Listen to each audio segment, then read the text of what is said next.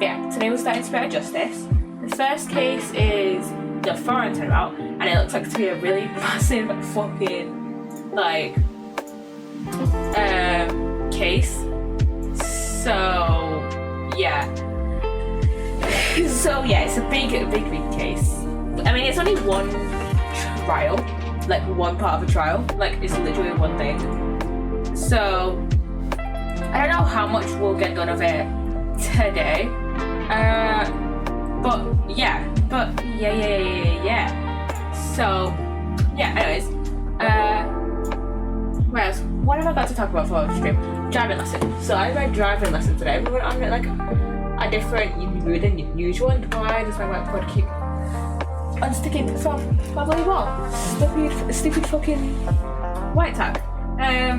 But yeah. So we went on a different route today, and it was actually quite fun. I think I'm getting pretty good at driving. You know what though? We went on a 40 road today, and I'm not used to going on like roads that have like a max speed limit of like above 30. So going on a 40 road, it was like, I don't know what to do. But yeah, I was fine. Now I'll get used to it, but yeah. Anyways, let's get into Spirit of Justice. With costumes, which we can change into. Oh wait. This is a achievement in it, isn't it? For them to wear every outfit, I think.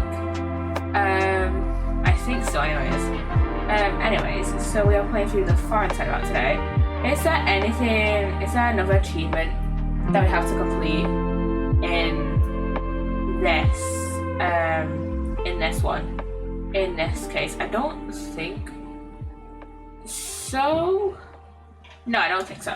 So it's just literally completing it. So yeah, I'm gonna wear these ones though. I'm gonna have them wear these ones. So we've got Phoenix in the tiger outfit from Recipe to the Turnabout, back in Trials and Tribulations, that El Tigre wore. And then we've got this school uniform for Apollo, and then we've got the Tribune uniform, again from Recipe to the Turnabout, for Athena.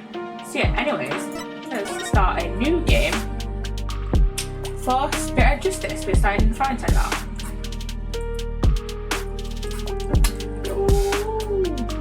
There'll probably be a cutscene at the start of this. Yeah, there is. On the western edge of the Far East. Is this Quran? Because I know Quran plays. Country of spirit I know Quran takes it. Kingdom of Quran. Yeah, Quran. Yeah. But now, the flames I know of Quran, revolution. it's like takes up a massive portion of this game. Like has a massive importance in this game.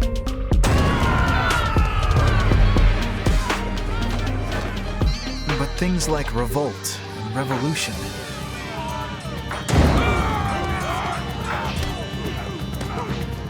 Oh, massive revolution in one of the Were corners. the furthest things from my mind when I first arrived in this land.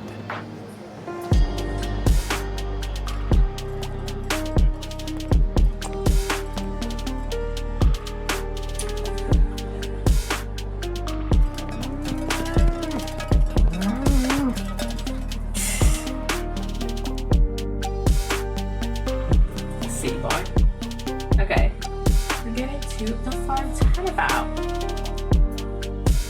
Ooh, what's that? That's some kind of lantern or something? With a cyclops on it. Hearing crying. Death is not the end. Oh yeah, spirit channeling and shit. Even after death, the soul lives on in the Twilight Realm. And priestesses can commune with the spirits of the dead. So, Maya is a priestess. Fear not death. In the name of the Holy Mother. Fear only the impurities of your soul. Someone was murdered. Really? Oh, that's a 3D model. They're doing 3D, these kind of 3D animations. This blight on my soul. I'll have the child take the blame. You could have blamed a child for murder. Seriously? Dick move, right? Okay, Kingdom of Khura'in. This is cool actually with all the little animations. Oh, I'm finally here. So this is the Kingdom of Khura'in, huh? What a long trip. I wonder how many hours I was in the air. But just look at this place. Yeah, look at this street. It really feels like I'm in another world here. And that gorgeous temple. I read that's the center of town.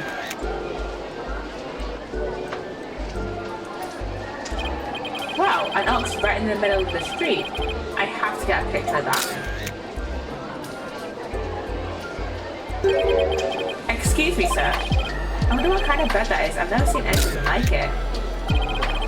That's quite a crest it has on its head. Excuse me, sir. What? Oh, yes? Pardon me, but are you Mr. Right? Yeah, that's right. Oops. Hope he hasn't been trying to get my attention all this time. Wait a minute. Are you... That's right. I'll be... Okay? I'm gonna hate having to pronounce all these names. Ergate, at your service.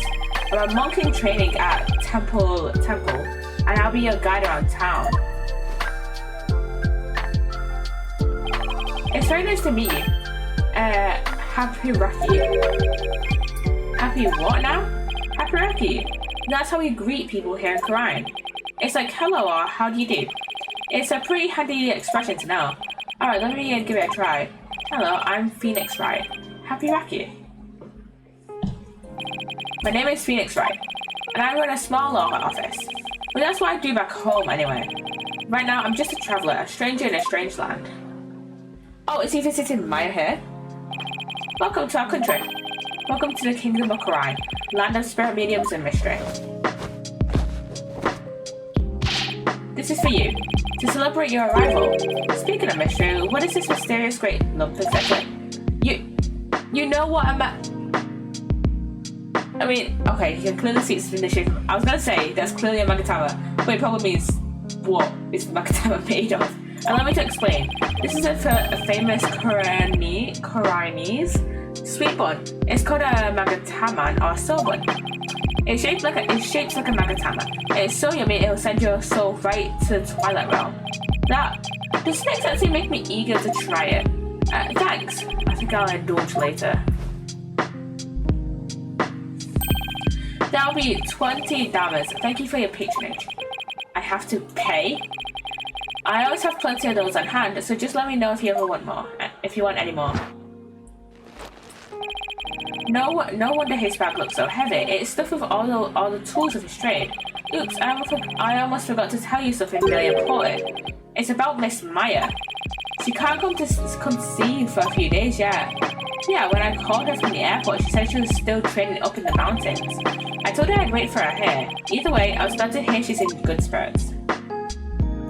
Oh, we're gonna see Maya! Maya Faye. She's a spirit medium who used to work as my assistant.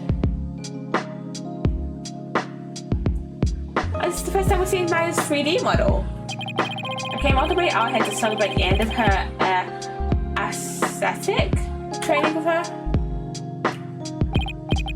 I'll be.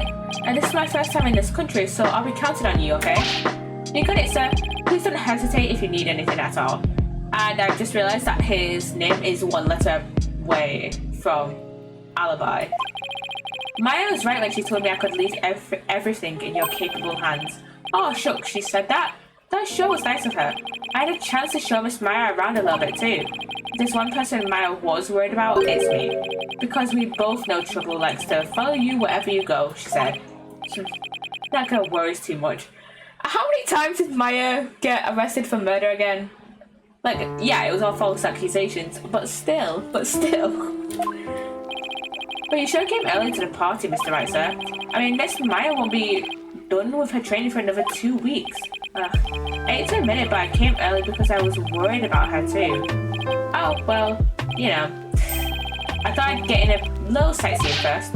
Oh, sightseeing? Love you, man, that. I'll show you all the best sights this country has to offer. Thanks. That'd be great. I guess Albie takes his job very seriously. Well, what are we waiting for?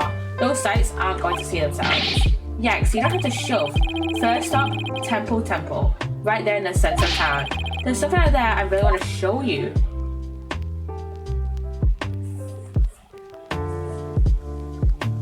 What do we want to see at the temple?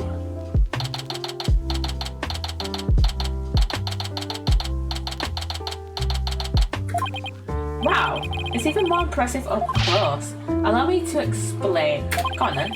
This is the heart of our town, Temple. It was created by the founder of Koreanism, the Holy Mother herself. I'm training right here at this temple to be a monk someday. Is this Mother Army Faye? I'm guessing? Maybe? I read that the people of this country are all adherents of Koreanism. According to my guidebook, it's a religion in which ancestral spirits are venerated. The Holy Mother was a great spirit medium, though that doesn't look like Army Faye. Maybe Army Faye was just like the founder of spirit like channeling, and she wasn't actually also the Holy Mother or like the founder of Koreanism. The Holy Mother was a great spirit medium who could commune with our ancestors' souls, and spirit mediums become queen to this day, direct descendants of the Holy Mother. So was it Army Faye? A spirit medium rules the entire country, huh? Talk about power and influence. The main thing you'll want to see when you come to Temple is the Dance of Devotion, right? The Dance of Devotion takes place twice, once in the morning and once in the afternoon. This dance, along with the song of the ceremony, is performed in offering to the Holy Mother. The Dance of Devotion has the power to summon forth... I should not read everything that he just said. Hold it, slow down. I remember all that at once. Oh, I'm sorry. I guess I got a little overexcited. Anyway, the main thing I got from all that is that you really love your country. But that's short true. I like this kid. He pours his heart into everything he does. Let's see. I guess I just explained about half of what I usually explain. So I'll give you a special discount and only charge you 10 dharmas for the tour fee. Thank you for your patronage. I guess he pours his heart into aggressive salesmanship too. Come to think of it, Miss Maya told me she could tell I love my country too. We stood here for about an hour while I told her all about the Holy Mother. Really? An hour? Hope that County has patience training. And she seemed really interested too. She listened to my whole speech. That doesn't sound like the Maya I know. Miss Maya is so kind of nice. She treats me really well, like a little brother. She's kind of like a big sister to me. This is Maya Faye talking about, right? Maybe she's grown up since I last saw her. Ooh, there's a bell going off. I'm guessing that's a bell. Oh no! What's the matter? Is it that time already? We have to hurry to the temple right away. But first, let me give you this lyric card for the song of ceremony I told you about. There's an English translation of the lyrics there too, so give it a read, okay? Let's go. But why the big rush? If we don't hurry, we'll miss the beginning of her benevolence's dance of devotion. Her benevolence?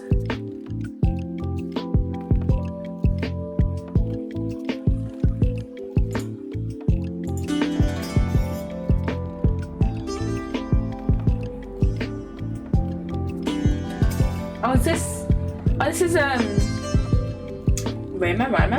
I cannot remember her name from when we last streamed Days of Sonia and we were talking about her.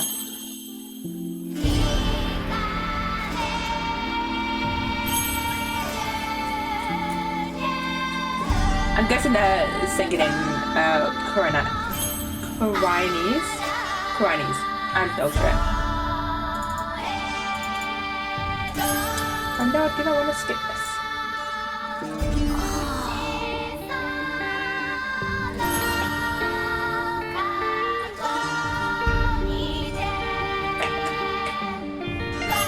So yeah, I know a little bit about some of the characters in this game, and I know that she's like the princess of Korean, and she's like whoever is like And she's like, oh, I'm guessing she's a descendant of Holy Mother. Oh, so I'm guessing Army Faye and the Holy Mother are like separate people then, because I doubt that she and Maya are related. I don't know much about Spirit Justice. Yeah, we just saw police come in to arrest someone.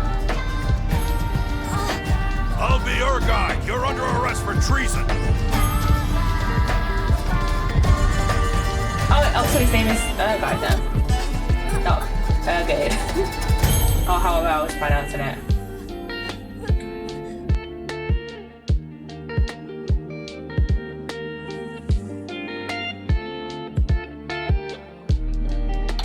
Okay, we're at the defendant's lobby. High Court of Crime. Accused lobby, okay. Let me in, why won't you let me in? Because you're a foreigner. What business could you have with this court? I told you my friend is on trial in there. The police raided the temple in the middle of the dance performance yesterday and arrested Albie on the suspicion of treason. Bloody treason? Man, he's a child. Jeez, I was worried about Albie, so I just had to come see his trial.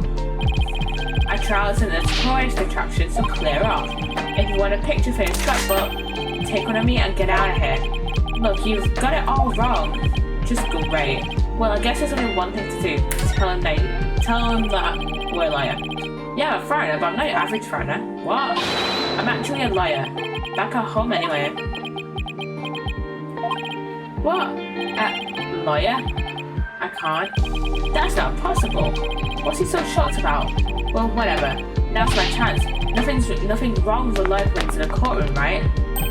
Wait, get back at you. So we just sprinted into the defendant's lobby. Into the courtroom. So this is the current Coroner's courthouse. And he just burst into the fucking into the thing. Wait, isn't that her benevolence? Yeah, he just burst into the courtroom. What's she doing in court? What's she doing here in court? The divination seance has been performed. I will now hand down my verdict against the accused. No! We haven't got the chance to defend him! That is such stupid screenshot. We haven't got the chance to defend him yet. What, a verdict already? But the trial's only just started. Why is it being silly again? Guilty? There's gotta be some kind of mistake. Please take another look. Seances performed by Princess Rafer, that was her name, are infallible. They show me the truth. Well, why do you have to question her abilities? But I didn't. Oh, come on, that is a child. Isn't it ironic that you, a devout adherent of Koreanism, would dare doubt her insight? And that's what about this fucking webcam. Non-believers will only be met with suffering in the Twilight Realm, you know. But I didn't do it. Your benevolence, allow me to explain, I beg of you. Be silent, impudent woke. There's no merit to be had in indulging the ramblings of a criminal's unclean soul. Why is my webcam being so silly? But I wonder what is going on here. The judge made his ruling based on something called a divination seance? What is Albie's attorney doing? He doesn't fucking have one! Wait a minute, where is Albie's attorney? Why is this happening? I didn't do anything wrong. Foolish child. You look like a child. Are you a child? Doubting the divination seance is tantamount to doubting the Holy Mother herself. This webcam man, your magistrate, as royal priestess and in name of the Holy Mother, I command you. Oh, she's a priestess, not a princess. Impose the highest penalty against this unclean soul. As your command, so shall it be your benevolence. May her holiness grant us her divine favor. Dehara Kurai.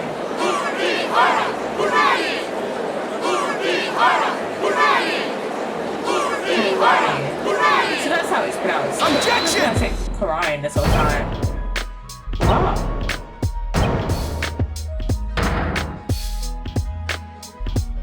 And he just rocks up like that. Wait just one moment. Me and my big mouth, now what? Mr. Wright! What are you doing here, sir? Well, I'm in it now, so I have to do this right. Your Honor, it's too soon to give your verdict. This trial has only been underway for a few minutes. Excuse me, who on earth are you? I'm, well, an ordinary tourist, Your Honor, just passing through. Tourist, are you? Happy carrot. Happy rocket, even.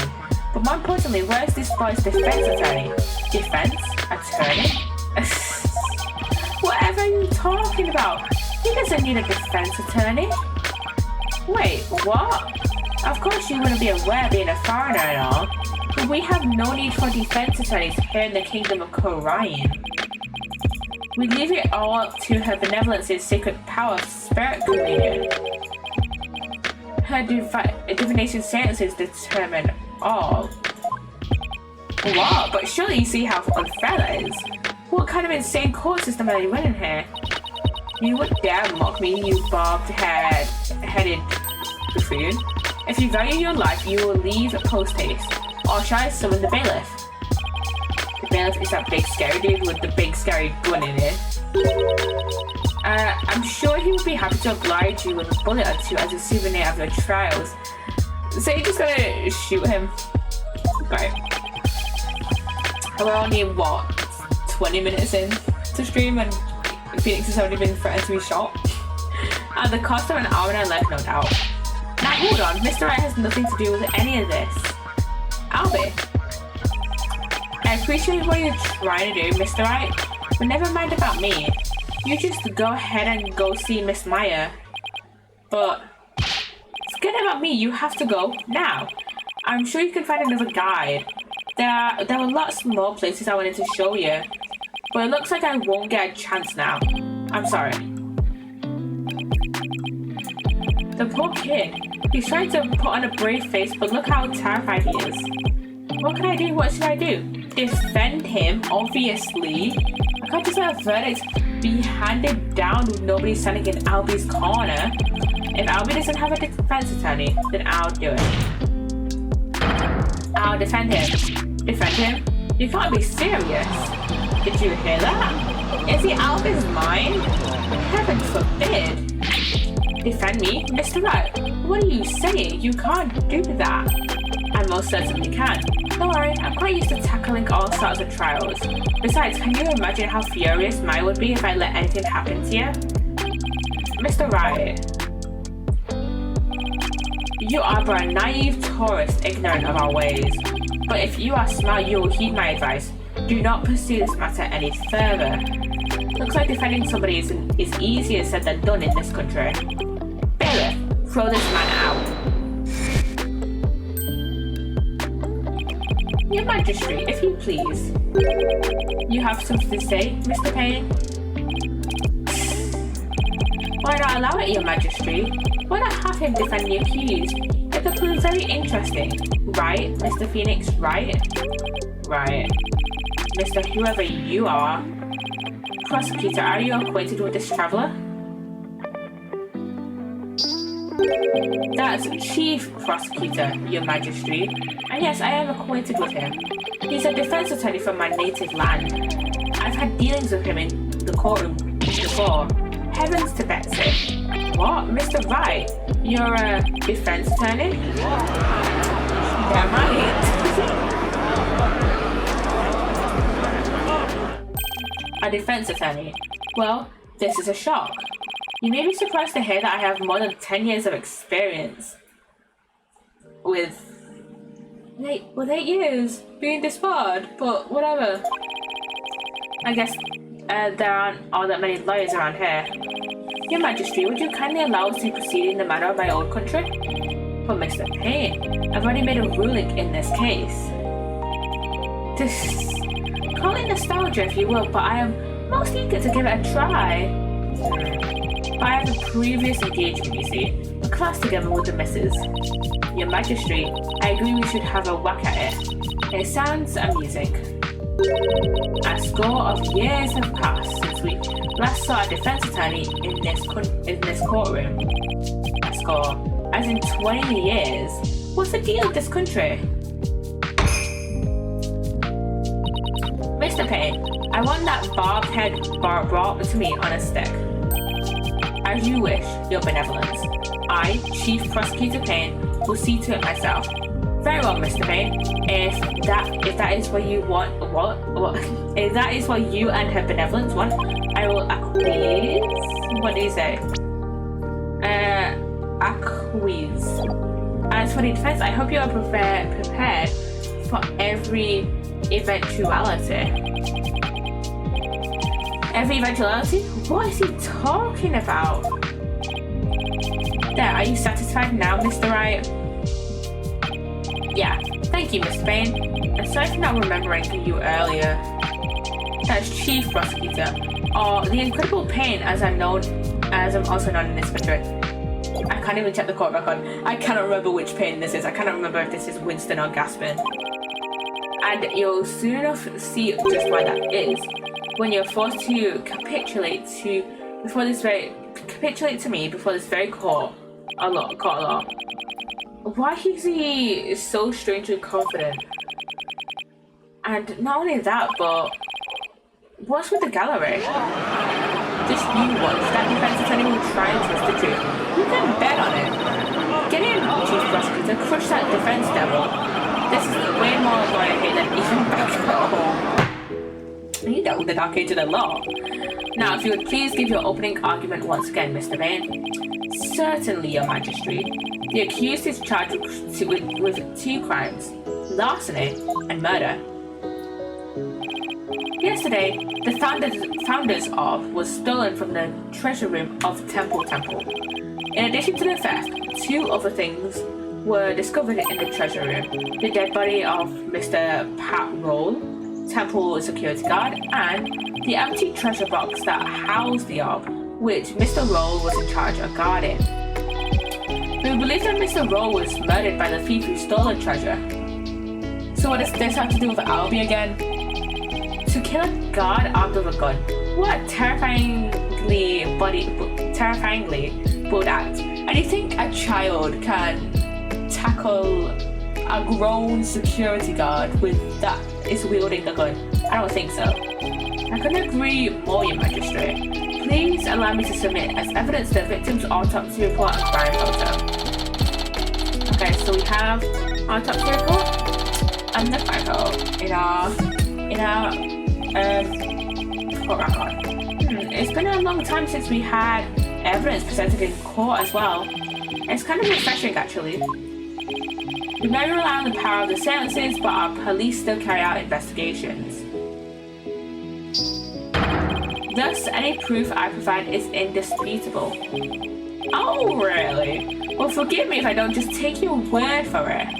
I can check the evidence myself by looking in the court record.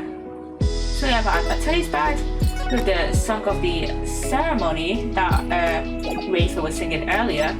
Then we've got the autopsy report. So time of death was between 12 and 1. The cause of death was a cerebral contusion from a head injury. So blunt force trauma. And this is the dead body. He was obviously hit with the case, the treasure box. Which I thought was a lantern earlier, but it is not. It's a treasure box. Yeah, because there's the blood on it, and so yeah. And then we have, she's 9. She's like the youngest person in Ace Attorney to be accused of murder. We have Gaspin Payne, who did Gaspin go against Phoenix, or did he go against Apollo? No, he went against Phoenix. It was in what was it? It was in Turnabout Countdown. And then we have the victim, Pat Roll. Ooh, just see how thorough you and your police were, Mr. Payne. Such a deplorable crime. The audacity of stealing the sacred treasure of Her Holiness, our founding mother, is a crime that strikes at the very heart of our nation. Exactly, Your Majesty. We mustn't let the culprit get away with these heinous deeds. Indeed, such deeds are best described as treason against the crown. Is this treasure really such a valuable object? How can you even ask such a thing? Of course it is. Why, sealed within this treasure is the very soul, the mitama of the Holy Mother. Her soul is sealed within the treasure? I think I'll take that with a grain of salt. You don't believe it, do you? I mean, didn't you kind of believe that the soul of Ami Faye was in the pot or the vase or whatever it's called that Pearl broke back in Bridge? Of course I believe it. Something tells me I better play along. This kind of irrelevance is exactly why I dislike defense attorneys so much. And yet you're a bloody judge! Granted, defense attorneys haven't appeared in a Korean court in about 20 years, but still, you're a judge, your honor, your majesty. What is it now? This treasure, I've never seen it, so it's a little hard for me to imagine. Yeah, again, these are from Korean. Could I see a photo of it or something? Of all the outlandish requests, your defense attorneys are truly beyond the pale. He's never seen it before, he doesn't know what it bloody looks like. He's been getting awfully angry at me, and are those veins popping out of his forehead? It's forbidden for anyone outside of the royal family to view the treasure itself. They say that anyone without the proper spiritual power would be blinded instantly. That is why the average person has never seen the treasure, Mr. Riot. I guess there are national treasures that are off limits to the public back home too. For the benefit of the shamelessly uninformed defense, let me share this newspaper article. It includes photos taken about 8 years ago when the treasure was unearthed. And why is my webcam being so silly? These are the only public photos of the outer box in existence. Okay. What's more, the treasure box only leaves the temple's treasure room but once a year, for a special New Year's rite that takes place at the palace. Therefore, this treasure box has only ever been seen by a handful of people. Okay, we can have a look at that in a minute. And why is it being so silly? Here has been a string of thefts lately of historic artifacts from the temple.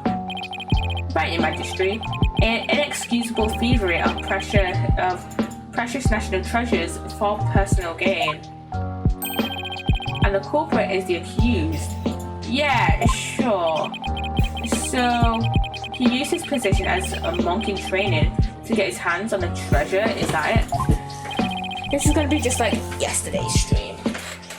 The thing is, it works fine on Friday's stream, but then it just it's really been working since.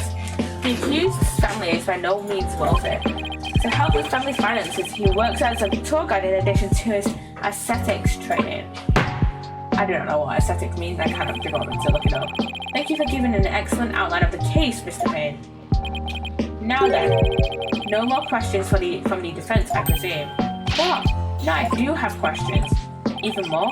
But you just asked a bunch. Well, make it snappy. My class starts in just a few short minutes. You're not going to that class, mate. What? He's still planning on going to that thing? There's still a lot I don't know about the case. I should ask now while I have the chance. Let's see, what else should I ask about the weapon? Mr. Payne, what was the murder weapon? The murder weapon was the treasure box itself. Okay. The empty treasure box left at the scene had a large bloodstain on it. How utterly reprehensible using the sacred treasure box for murder.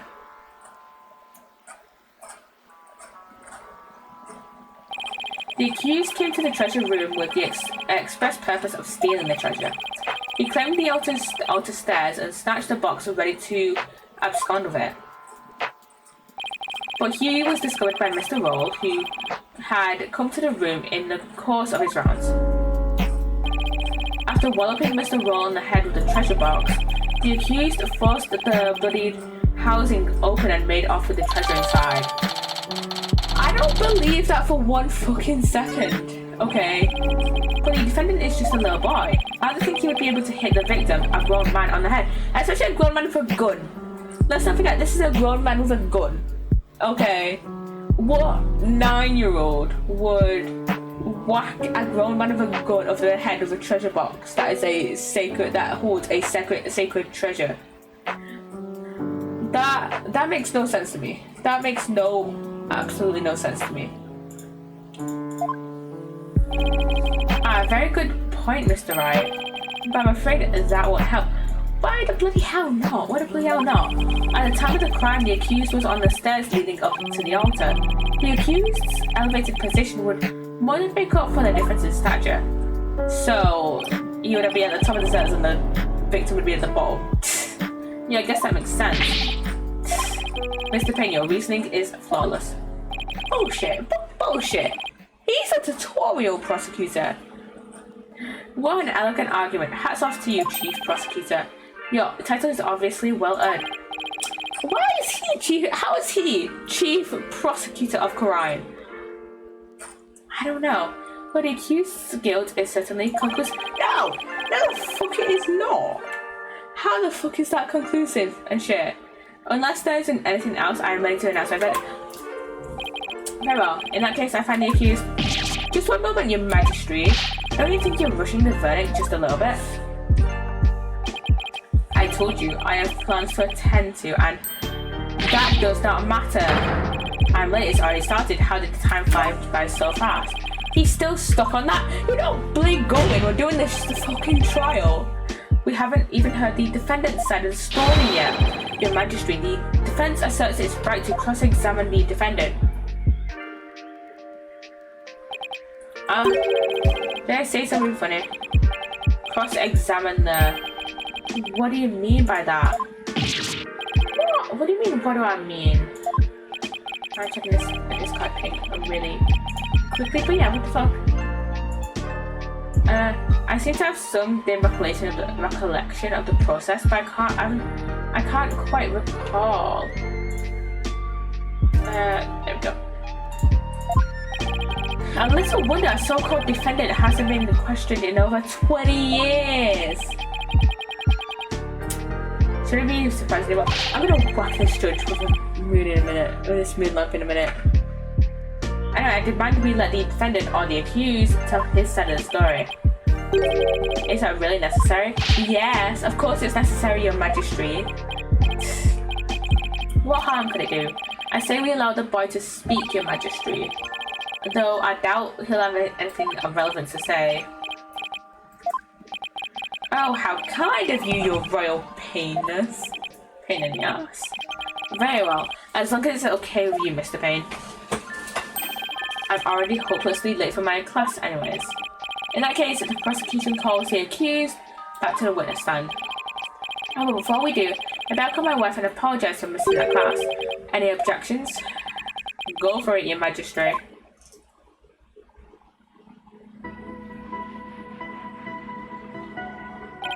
Accused, state your name and occupation again if you would.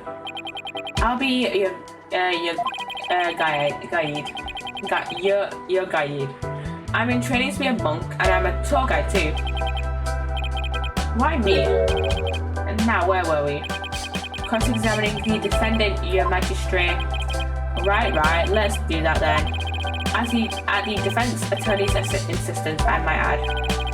He sounds a little dispirited. His wife must have given him a piece of her mind. Well, the defense had better get to it. I make it quick, if you please. The defense? Mr. Wright, I didn't know you were a lawyer. Well, I am, and I'm here to defend you, Albert. Don't worry. All you have to do is tell the truth, and you'll be alright. You tricked me. Ah! If I knew you were a lawyer, I wouldn't have given you that tour. Give back that Magataman I gave you yesterday. Albie, what's gone into you? Don't talk to me, you disgust me. What? You what? Now even Albie's against me, but why? This must be a new experience for you, Mr. Wright, being loathed by a client. Now then, accused, Please give the court your testimony.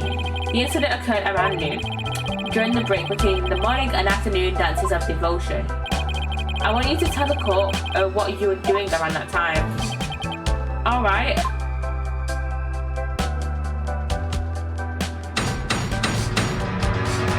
Well, this is a new witness testimony intro.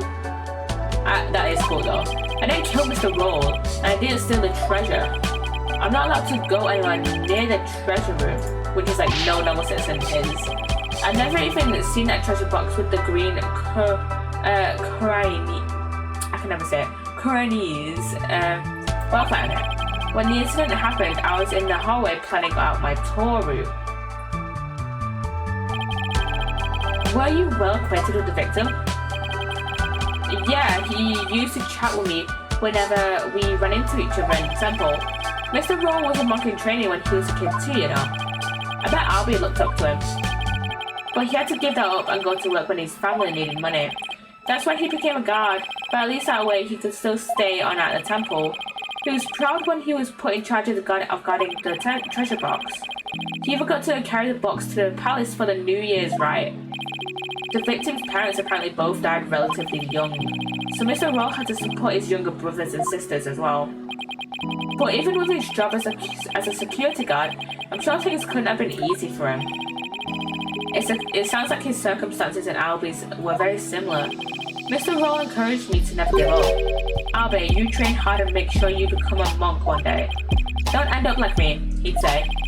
He was always cheering me on in my training and in my tour guide business too. Why in the world would I kill a nice man like that? Yeah, I see. You express yourself well.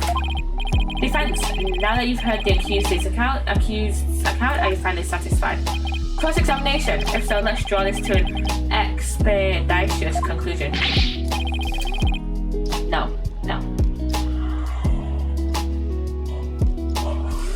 I had to wake up early for my driving lesson, as you can tell. Well, Your Majesty, I haven't even cross-examined the defendant yet. That was at the end of it. It's been so long I don't rightly recall what this cross-examining thing is all about. A judge who doesn't know what a cross-examination is? What fresh hell is this? I really do wish I could remember how it works. Should I give the judge a refresher on the cross-examination? No, we don't need it. I better save my breath. The judge doesn't exactly seem like a model student. I shall be a minute, I'm clicking this. This got notification, there we go. We'll just have to watch and see how it's done. Okay, let's go. I do like the sound effects. The sound effects are cool. Options. Save for the first time in Spirit and Justice. Okay. I want to look at the evidence first. Because we haven't probably looked at some of the new evidence. So, I mean, we haven't looked at the treasure box yet. But that's the red weapon. But yeah. Oh yeah, didn't he mentioned that, he mentioned the colour of the thing. The colour of it. The colour of the treasure box. Yeah, the colour of the butterfly, but it's in black and Objection! white. Oh, Albie. Why would you lie to me? So you see, you've never laid eyes on the treasure box, is that right? That's right. It's forbidden, so I'd never do that. In that case, how did you know there was a green butterfly on it? Huh? Because I saw a picture of it in that newspaper article. That's in black and white though. No, but take another look. These photos are in black and white. We couldn't possibly tell what colour the butterfly is from these pictures. Ah. Hold on. His back, did it just move? Whole kunka. I beg your pardon? Whole kunka is a word in Coronis that people use when they're surprised. You just exposed a lie, so this is the power of cross-examination, is it? I should be the one shocked here by a shocking lack of understanding. But just a moment. If the accused was lying, then that just makes him more suspicious than ever. And this just makes things worse for me than ever. Albie, are you hiding something? Please give only true statements. I can't help you if you don't tell the truth. Darn, I just can't seem to get him to open up to me. So accused, you have seen the treasure box with your own eyes after all, haven't you? Well, maybe I did take a peek one time a long time ago when I was cleaning the treasure room. But you weren't in the treasure room at the time of the incident, right? Of course I wasn't. That is a lie. You were most definitely inside the treasure room on the day of the incident. And I have proof. He does. That this was found on the floor of the treasure room. It's a scroll entitled Notice and contains a list of temple monk duties. These instructions pertain to the day of the incident. And what exactly is that supposed to prove? The accused's fingerprints were found on the scroll. What? Oh no. Where is it? It's not here. I must have dropped it somewhere. Indeed, you must have dropped it when you were busy murdering the victim.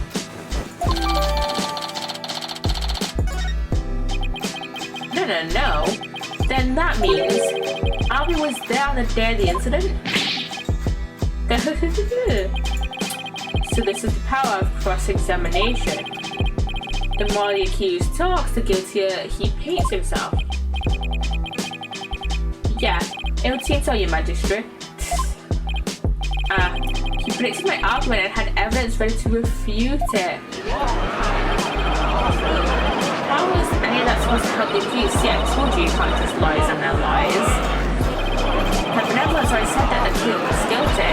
Just declare guilty and get it over with. No, everything's going all wrong. Shadow, what should I do? As I suspected, this cross-examination session has served no purpose whatsoever. No, you're wrong. But armed as we are with her benevolence's insight, there's no reason to doubt his guilt. Then I guess I'll just have to poke holes in this insight of hers. By the way, this didn't prove to be very interesting at all, Mr. Payne. Nevertheless, I will now finally announce my verdict. Wait just one moment, your majesty. I haven't seen this divination seance for myself yet. As the defense, I have the right to check it. Is that really necessary? I have to get home and apologize to my wife. I guess you really did give him the business. Your majesty, I enthusiastically support having Mr. Right to see the seance. You do? And why is that, Mr. Payne? Don't you want to see it? See the lawyer being utterly crushed by the power of the seance? And then watch him tearfully beg for mercy? Well now, I'm sure you'll make up for not getting to go to that class with your wife. It simply does sound worth seeing, and it gives me a juicy tidbit to tell the missus. I've been reduced to a juicy tidbit. Well, foreign interloper, I imagine you do have to see it for yourself to be convinced. It's certainly unprecedented, but let's have the divination seance performed again. But then, right after the temple begging, I really do have to be going. The only temple begging is going to come for the prosecution when we're through. This is how pitiful the defense looks, still scrambling desperately for a foothold, blissfully unaware that the defeat and despair are all that await him.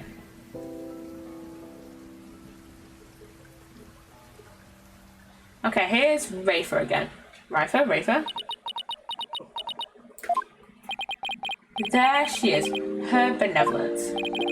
Your benevolence, Rafer Padma Koran. Thank you for coming all this way once again. Your gratitude is unnecessary. This is simply my duty.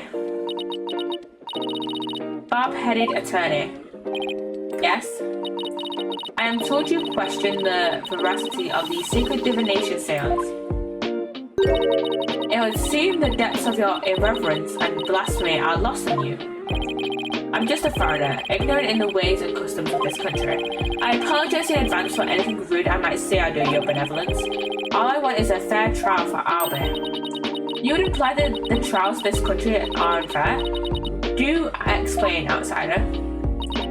How verdicts founded on truths imparted by the very souls of the dead lack impartiality. What's fair about trials with no defense and no chance for the accused to tell their story? How dare you speak to her benevolence in that manner? Did you hear that?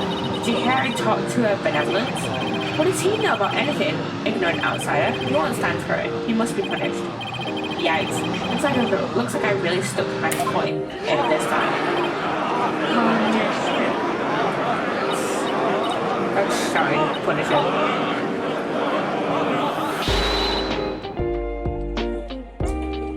Silence, one and all. Is she standing up for me? Be not disquieted, my people. He merely expresses his opinion. Well, looks like her benevolence is going to be more reasonable than I thought. Antonians are ghastly creatures with souls stained black by brazen untruths. The words of a lowly worm such as that are not worth troubling yourselves over. Great. Alright, I take that back. None of his prating can sway the truth of my insights. Rest assured, he will soon see the error of his foolish ways. Now then, your benevolence, the divination seance, if you would. Certainly. And Nana, my robe, you know.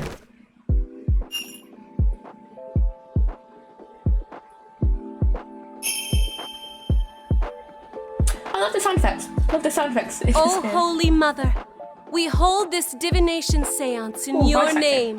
Let the eyes of everyone here be clear, and our ears be unstopped. O dance of devotion, guide the victim's soul to me, so that we may receive their final memories in the pool of souls. My nose is so itchy, oh my god.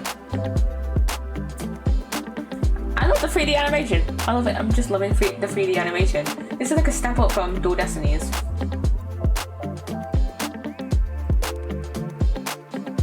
My nose is so itchy. Oh, the worst.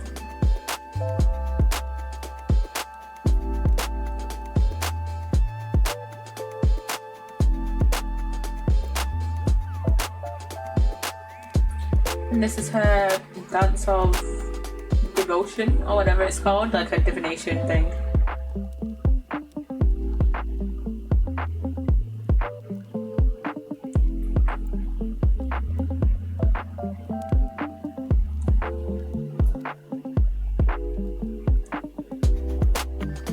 Is this like basically her trying to spirit channel? I'm guessing anyways.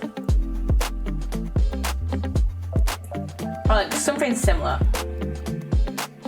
Something similar to spirit channeling. I mean, I'm guessing so because she's wearing a magatama. So, and usually the spirit mediums wear magatamas. So, yeah.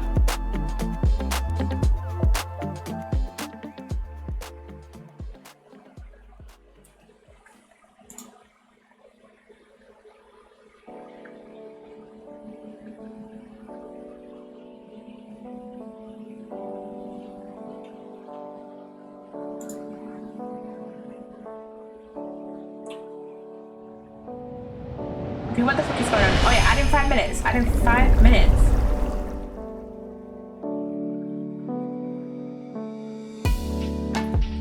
Okay, what is going on? Incense. Song of ceremony, boys, voice. Okay. Pain.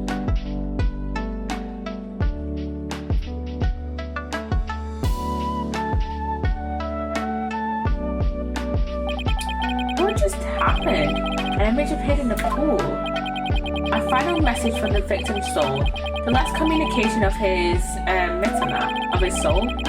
The divination seance has revealed this to us. Her benevolence can use her power of spirit communion to project her victim's memories of the last few moments before their demise. So it's similar, I guess, to spirit channeling, but it's called spirit communion. So what we saw in the pool is what Mr. Roll actually experienced. In the victim's memories, we see the accused raising a weapon over his head. This is consistent with the findings of the police investigation. There has to be some kind of mistake. I didn't do it. This looks bad for Albert. Really, really bad. Now, do you see why I'm in the incredible pain? More than I can express. But even if those really are the victim's last memories, what can I do with them? There it is. There's the face of a man being utterly crushed. Oh, how long I've waited to see it. Isn't it wonderfully gratifying, Your Majesty? Oh yes, very satisfying indeed. Now, are you finally convinced, traveller? The accused is most assuredly guilty. Am I really the only unbiased one here? Probably, yeah. Now then, I think we've been amused enough. If you give up now, I won't even invoke the Defense Culpability Act against you. You'll be free to slink back to your own country with your tail between your legs. The Defense Culpability Act? What's that? What? You mean you honestly don't know? No. I feel like you should at least vaguely know the laws of the country before, you know, defending a child. What's with all this hubbub? Well, not only is he a lying, black-hearted liar, he is also an imbecile.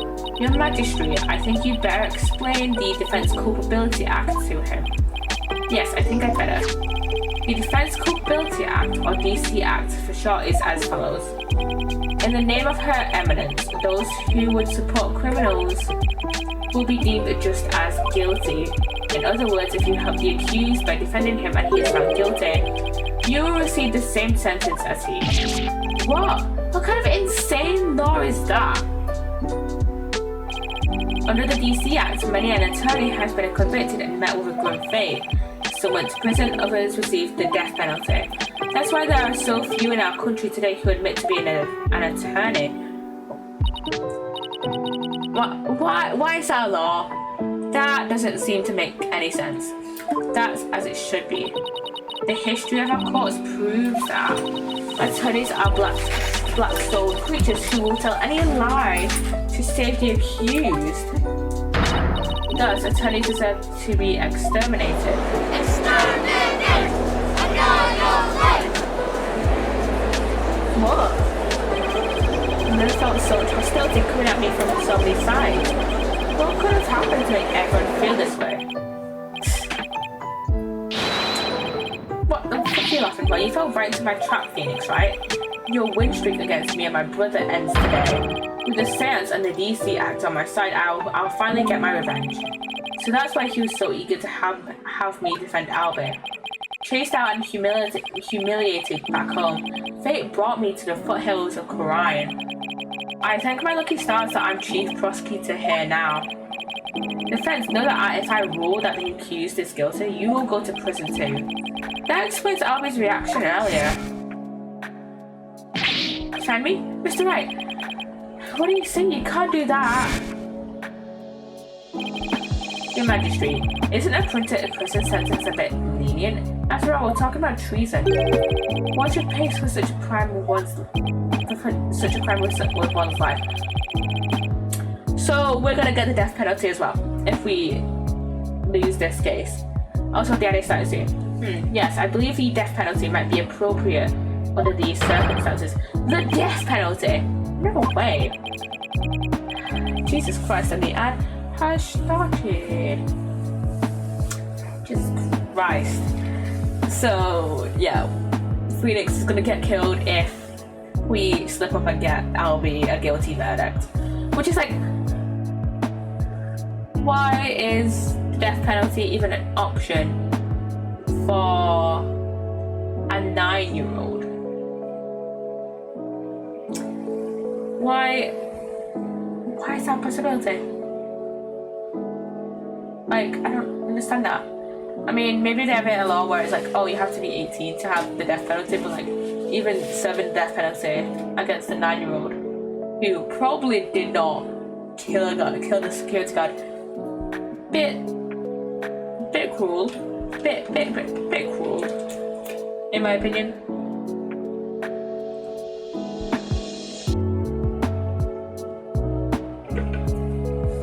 And welcome back from the ad.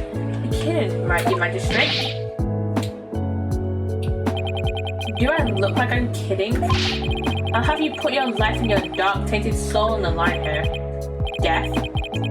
This can't be happening. The courts of resignation. Our courts are well known as thus. In this land where my sentences prove the truth and no attorneys can intervene, criminals know that all they can do is resign themselves to their fate. Oh, foreign lawyer, I ask you once more, are you sure you still want to defend the accused? There's mine to think of in all this too. I can't just lay down my life. What in the world should I do? Continue the defense. We're going to continue to defend the little guy. Isn't this why I became a lawyer in the first place? To help those with no one on their side. I can't just abandon everything I believe in. And oh god, there's that little, you know, screenshot from that little picture that was first introduced to us in the Phoenix Wright trilogy. That little flashback to, you know, when he was a kid. All I can do now is stand firm and fight. Well, don't hold your tears back on my account, Phoenix Wright. Admit your defeat and grovel before me, the chief prosecutor for your life.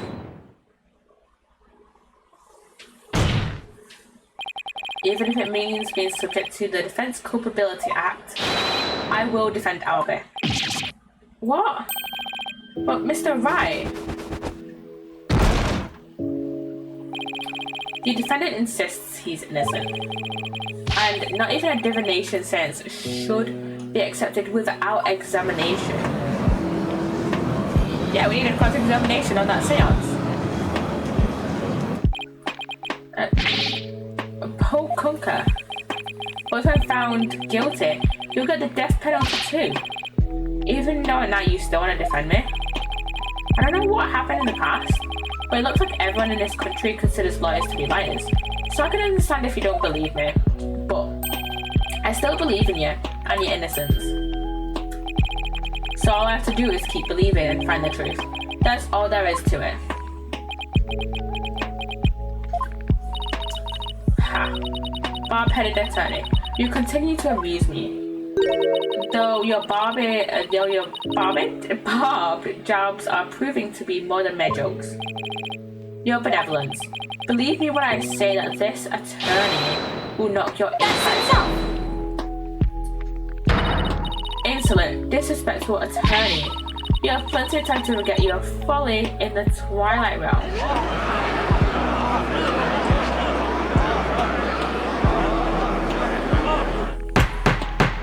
Shut up. We're not going to the Twilight Realm just yet. Now wise move, traveller. Not wise at all. You should have taken the chance I offered to save your life. But you have made your choice. The Defense Culpability Act will now be applied in this case. And with this verdict, you'll both soon be parting with your heads. We're not dying yet. We've still got 5 more cases after this one. So, yeah. Eventually a phoenix had been executed in this case. The souls of the departed speak only the truth, and I but give their messages a voice. If you think my insights contain falsehood, I challenge you to prove it.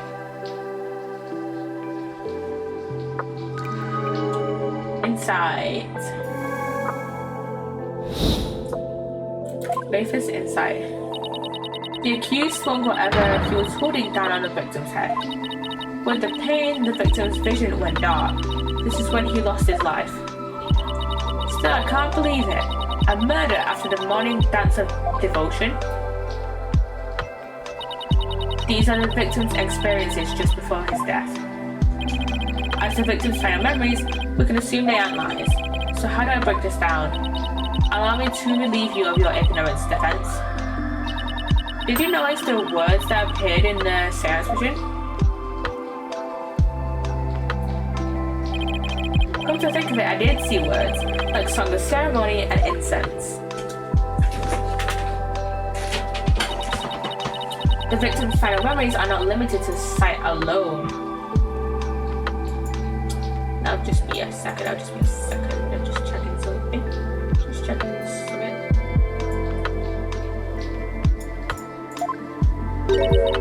sight, smell, taste, touch, sound, all is laid bare in the pool of souls, bless me. So what Mr. Wall experienced of his five senses appears in the visions as words, right? Precisely. And by examining these sensations, we can perceive the victim's final moments with unparalleled clarity. It works for me. I can use all the extra information I can get. Now, to find a contradiction between her insights and the seance vision. Your benevolence, I ask that you please show me the seance vision again. Very well. Let's go, go, go. Incense. Song ceremony, boy's voice.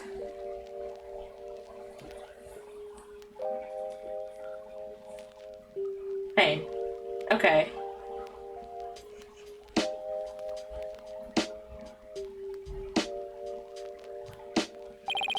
Wait a minute. Her benevolence said after the morning dance of devotion earlier, didn't she? Isn't there something off about that?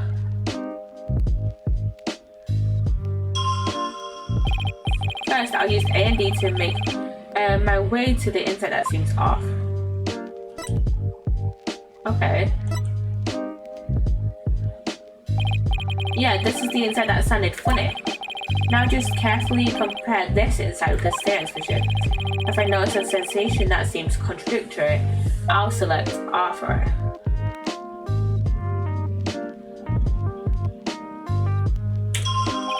This is it. This is the part of the vision that contradicts the insight.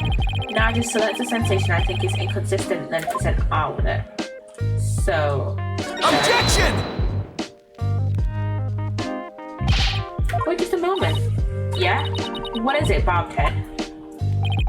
You're saying the incident occurred after the morning dance of devotion, right? That's right. What of it?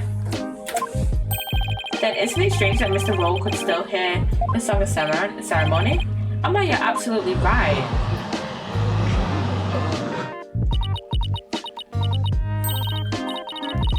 Is that all that troubles you?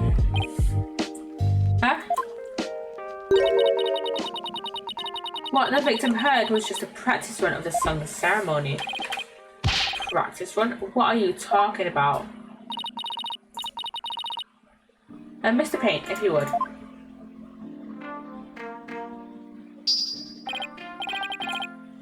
Certainly, allow me to explain. The incident occurred in the interval between the morning and afternoon dances. During that time, the singers were practicing in the performance hall. Precisely. I was there as well, so I can corroborate this statement. I see, so what the victim heard was the practice session. I'm turning up my music. Ugh, there goes my contradiction. Okay, so they were practicing in this performance hall. That must be the room where Albie and I saw her benevolence dancing. However, Mr. Payne, I admit one detail troubles me. Ask away, your majesty. It's a big temple. The performance hall and the treasure room are quite far from each other. Could the song really be heard all the way in the treasure room? He's right. It is a very big temple. Well, how about it, Mr. Payne? Your Majesty, have you forgotten? There are speakers in every room of Temple's temple, including the treasure room. Oh, that's right. Speakers? For what purpose? Are you serious, Mr. Wright? They're to broadcast the sacred music of the performance hall throughout the temple. That's why the victim could hear the song of ceremony in the seance vision. It was a practice run going on in the performance hall heard over the speakers. Thank you for your explanation, your benevolence. That makes perfect sense, even to a feeble-minded old man like me. Think nothing of it. Now, if you wouldn't mind, could you please alter your insights for us? Very well. Insight revised. Okay. I think I'm getting the hang of this. If I point out an inconsistency, she'll update her insights accordingly. So if I keep pointing things out, maybe I can knock all her insights out after all. I better find another inconsistency, no matter how small.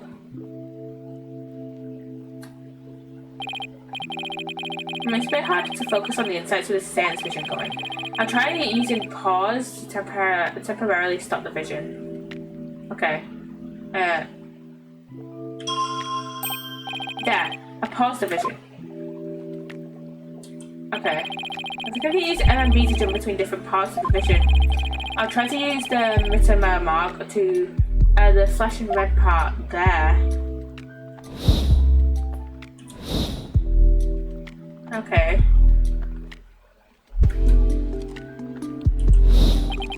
Okay, now that I know how to get around in the seance visions, it's time to find inconsistencies between the insights and the visions. Okay. So...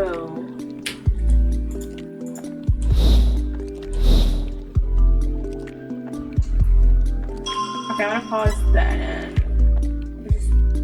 Okay, so his vision went dark before he felt pain. So I'm gonna select pain. Objection!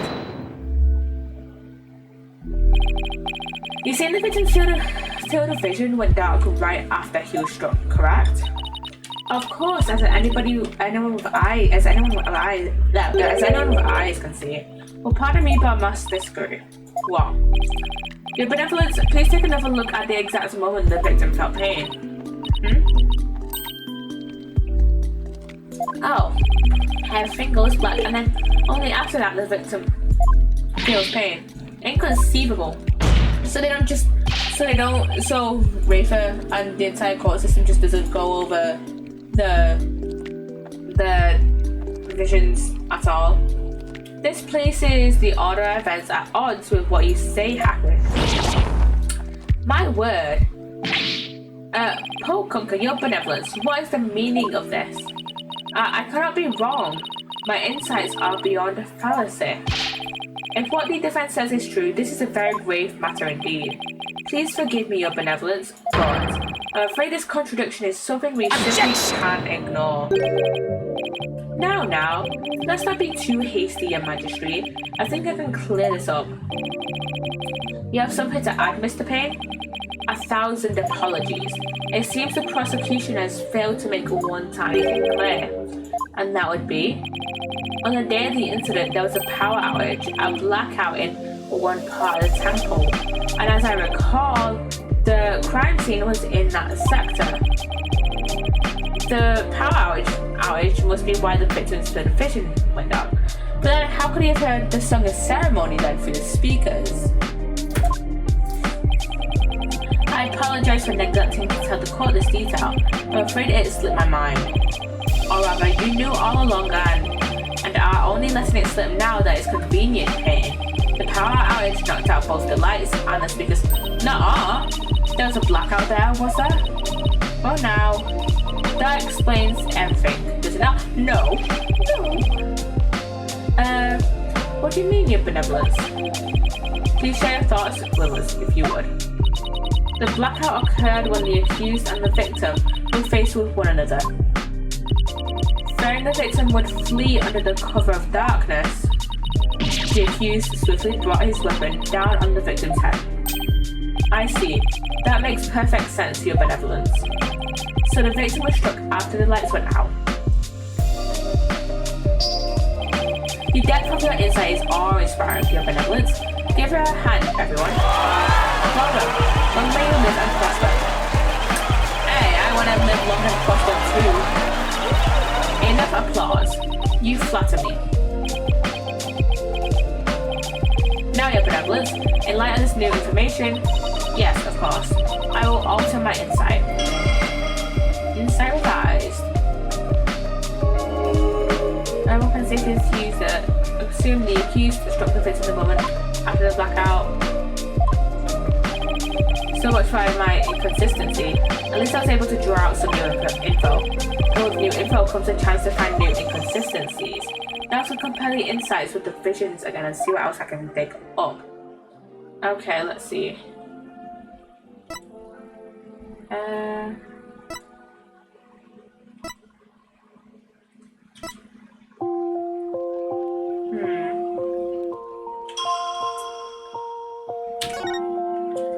but he heard the song of ceremony. You contradict yourself there, Reefer.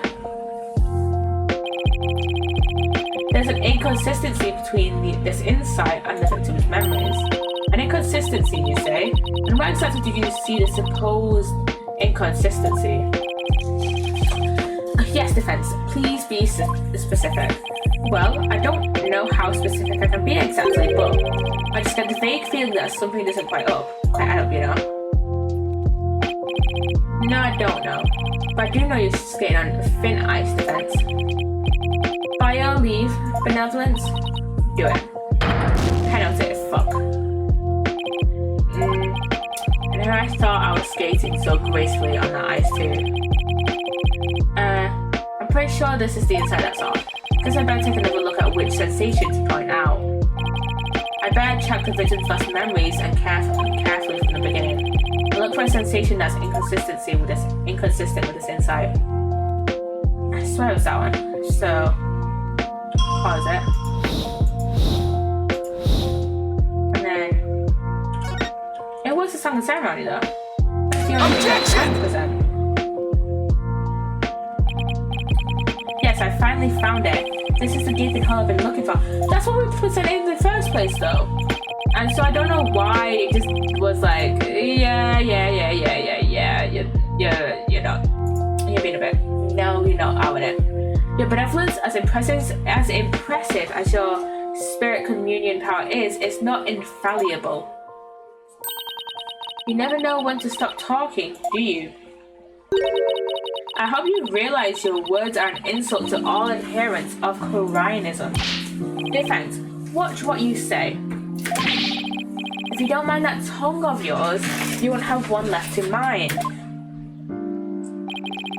It's certainly not my intention to insult spirit mediums, but maybe I'm not the one who needs to learn when to stop talking. What malarkey? I believe you said a few moments ago that the victim could hear the song of the ceremony thanks to the temple's speakers. But then, how do you explain how the victim could still hear the song of ceremony even after the power went out? Oh, this contradiction of facts can only mean that the song of ceremony Mr. Royal heard was not coming from the speakers.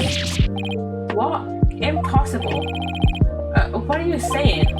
That the song he heard was coming directly from the performance hall? That's exactly what I'm saying. It's the only possible explanation. But the scene of the crime was nowhere near the performance hall. Right, the song couldn't make it all the way to the treasure room. Not unless you mean to say... Yeah, the treasure room was not the actual scene of the crime. It must have been somewhere else, somewhere closer to the performance hall. What? You can't be serious. There's a glaring contradiction in the claims of her benevolence and the prosecution. Therefore, the defense insists that this case be thoroughly re-examined. What? No. This is completely unprecedented. An inconsistency in her benevolence's insights. Unbelievable. Heed not his forked tongue, the magistrate. These are but the claims of a corrupt lawyer, a feeble ruse from a feeble mind.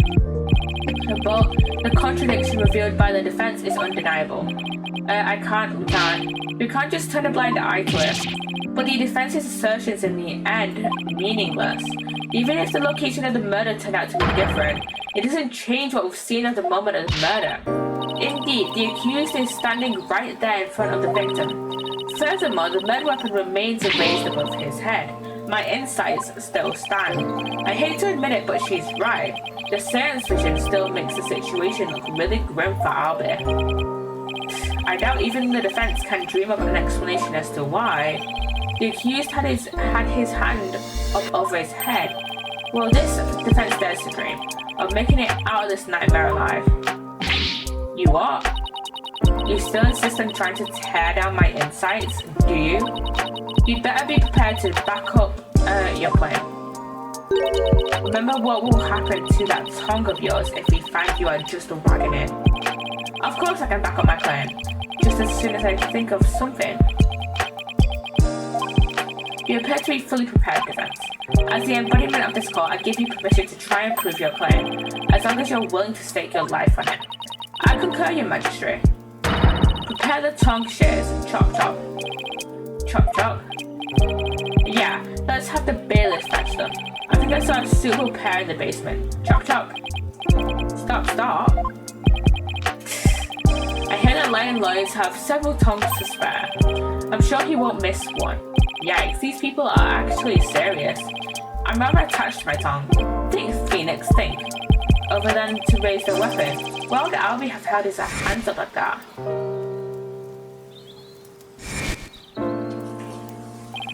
Aha, so that's why he had a gun to his head. The reason the defendant had his hands up over his head can be explained by something in the crime photo. What explains why Albie had his gun raised above his head? The gun. Take that! As in the suspicion, I witnessed the defendant raise both of his hands above his head. You did? Where did you see such a thing? When the police had their guns trained on him as they made their arrest. Oh, are you saying the victim was a security guard and an armed one at that? The defense proposes that the victim had pointed his firearm at Albie, and that's why the defendant's hands were raised in the air. Paul Kunker. He's fucking fainted, man. Bloody hell.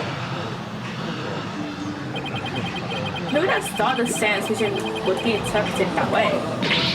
It's just not possible. It can't be. Not by for a total knockout. How dare that lion devil go against her benevolence? He's no better than that traitorous snake girl. Traitorous snake? Did a snake? Yeah, who's that? No, I can't believe it. A contradiction in one of my insights? There has to be some kind of mistake. I won't accept it. That's right, your benevolence. I won't accept it either. It goes against all we hold sacred. Throw him in jail immediately for least magistrate. And what? Yeah, you said it. Throw him in jail. Yeah, make him pay for the way he disrespected her benevolence. These people are definitely not my fans right now. That's why exterminate. Exterminate! No, okay. No, exterminate. Phoenix, peace. Give me peace. I said peace. So basically, guys, shut the fuck up. Now everyone, please calm down. Is he? Your Majesty, please assign this black-hearted attorney as suitable punishment. No! You're the one that's black-hearted gasping. No, I can't charge him with less majesty. What? What? But why not, your Majesty? He was simply following the proper procedure for defending the accused. There's nothing unlawful about that. But your Majesty, don't you want to wrap this trial up quickly? Why not just give your verdict so you can go home and make it up to your wife? We can't end the trial now, not when we just learned new information about the case. What? Your Majesty, not you too. You'd honestly entertain the idea that my insight contains a contradiction? Truly, it is shocking. In the 20 plus years since the DC Act went into effect, such a thing has never occurred. To be honest, I don't want to believe it either. But with his life on the line, the defense pointed out an inconsistency, and it is our duty to scrutinize it to the satisfaction of the law. You dare go against the royal priestess, you non-believer? No, my faith is as strong as ever. But I have a duty to make a fair ruling in this trial. If you insist on interfering with that process, your benevolence, I'm afraid I must request your removal from this courtroom, royal priestess or not. What?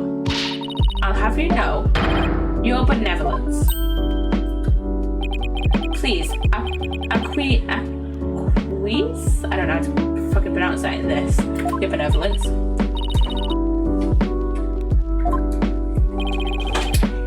If looks could kill, I won't forget this offense, Bobhead. I do not admit defeat. I won't. Maitland, please see her benevolence out. Your Mitama will face due retribution in the Twilight Realm. The demons there will They'll pluck the barbs right off your stupid head. I hope your suffering will be super duper painful. And I hope they throw you in a lake of burning fire. Yeah, and then. Yeah, go on. Friend me. I guess she's still just a teenager after all. How fucking old is she? She's 14! And she's a real priestess. She's basically a child. Now that defense. Mr. Light, was it? That's right, your magistrate. Phoenix Wright. Of course, Mr. Wright. My apologies. Well, now that we have this newly uncovered fact, I suggest we proceed with arguments. Thank you, your magistrate. Oh, yeah. But don't misunderstand me. This doesn't mean I trust you completely. I'll be keeping a close eye on you, so don't even think about lying to this court. No, like you did in, the first apologist, and, whenever you've presented false evidence. So yeah, I understand your magistrate. Maybe now we can finally run a real trial. Arguments, your magistrate. Very well, I accept your challenge. Why do I have a fucking spot underneath my eyebrow, which is so annoying? Huh? What's with him? Oh, the look on your face, Mr. Wright. It's just too hilarious. What's so funny, Mr. Payne? The defense still doesn't get it.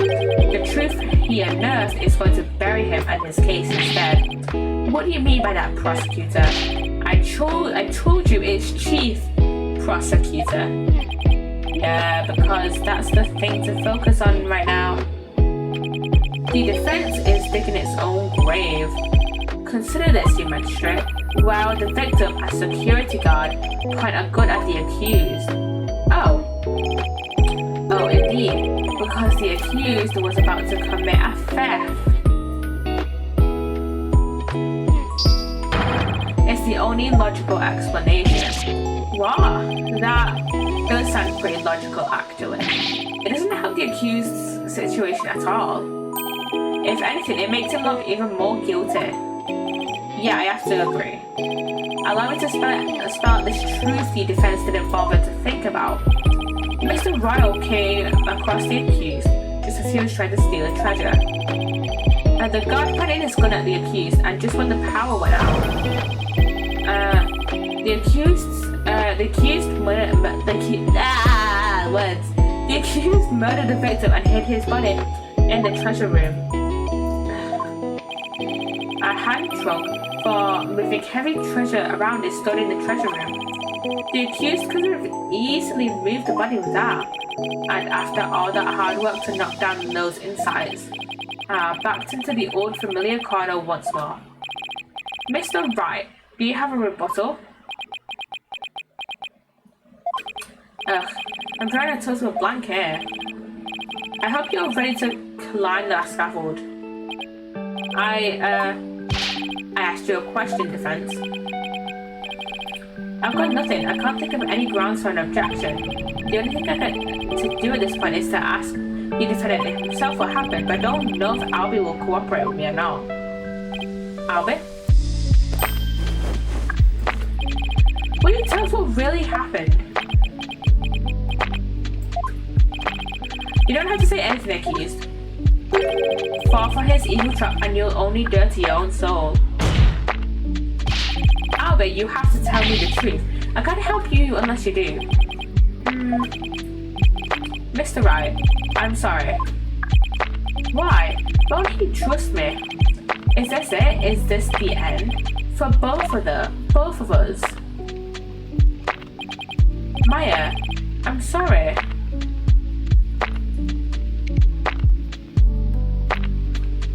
I never met a real lawyer before. You okay, Albie? Everybody always told me that bad people who help dirty criminals go free. I never thought a lawyer would actually try to help me, would actually believe in me, would risk his own life for me. I never would have even imagined it. Albie. So, that's why I lied, to try and save myself. I'm not going to lie anymore. If you believe in me enough to put your life on the line, then I'm going to believe in you too. What? Allow me. Allow me to explain.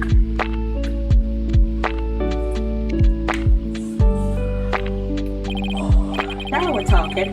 Time to finally get to the bottom of things. Yeah, let's go. To be honest, I went into the treasure room lots of times to look at the treasure box. Even though the temple told you weren't allowed to go anywhere near it. Yeah, I'm sorry. Mr. Roll even saw me once and scolded me. But that box is so beautiful, the way it glows in the dark. I couldn't help myself. Wait, it glows in the dark? That's right, it's covered in this special mineral called fluorinite that makes it glow. So it's fluorescent. It's absolutely breathtaking. It's really a shame they don't put it on display for the public. Can you imagine how many people would go on night tours of the temple if they did? If only he applied such passion to tell me the truth earlier. And that treasure box has been now placed in the court record. On the day of the incident, I was on my way to the treasure room again, when I ran into Mr. Roll on the great stairs. So those were not the treasure room stairs in the seance vision? No, they were the great stairs that connect to the hallway. Makes sense, the vision wasn't clear enough to show us what was at the top of the stairs. Okay, that diagram has been added to the court record. All of a sudden, Mr. Roll drew his gun and threatened me with it. I quickly put my hands up. Mr. Roll, he acted so scary. For some reason, he had his scarf over his mouth. I couldn't read his expression at all. Just then, the power went out. So I took that chance to hightail it out of there. I ran for my life. Even now, when I try to think back on it, all I can remember are the gun and the piercing look in Mr. Roll's eyes. That must have been when I dropped the notice scroll, which means someone else brought it to the treasure room along with Mr. Roll's body. Did Mr. Roll say anything to you when you ran into him on the stairs? Come on, Albert. What is it, Albert? I have no idea why, but he asked me a strange question. Did you steal it? He said. What? I'm sorry I didn't say all this before. I didn't think anybody would believe me. A grand speech. One that confirmed my suspicions that you were the thief. Objection! It's possible the victim simply misjudged the situation. Where there's smoke, there's a fire, as they say. The victim must have had good reason to be suspicious of the accused. Why does every new piece of information have to be so incriminating? Shadow. Why do I do shadow? And what better reason to suspect the boy than seeing the treasure box in his hands? In the course of his rounds, the victim must have noticed that the treasure had been stolen, and then just after that, he ran into the accused, Guyed. I can never remember how to pronounce his name. No, his last name even. That's not what happened. Therefore, the one who stole the treasure and killed the victim can be none other than the accused. But that's not really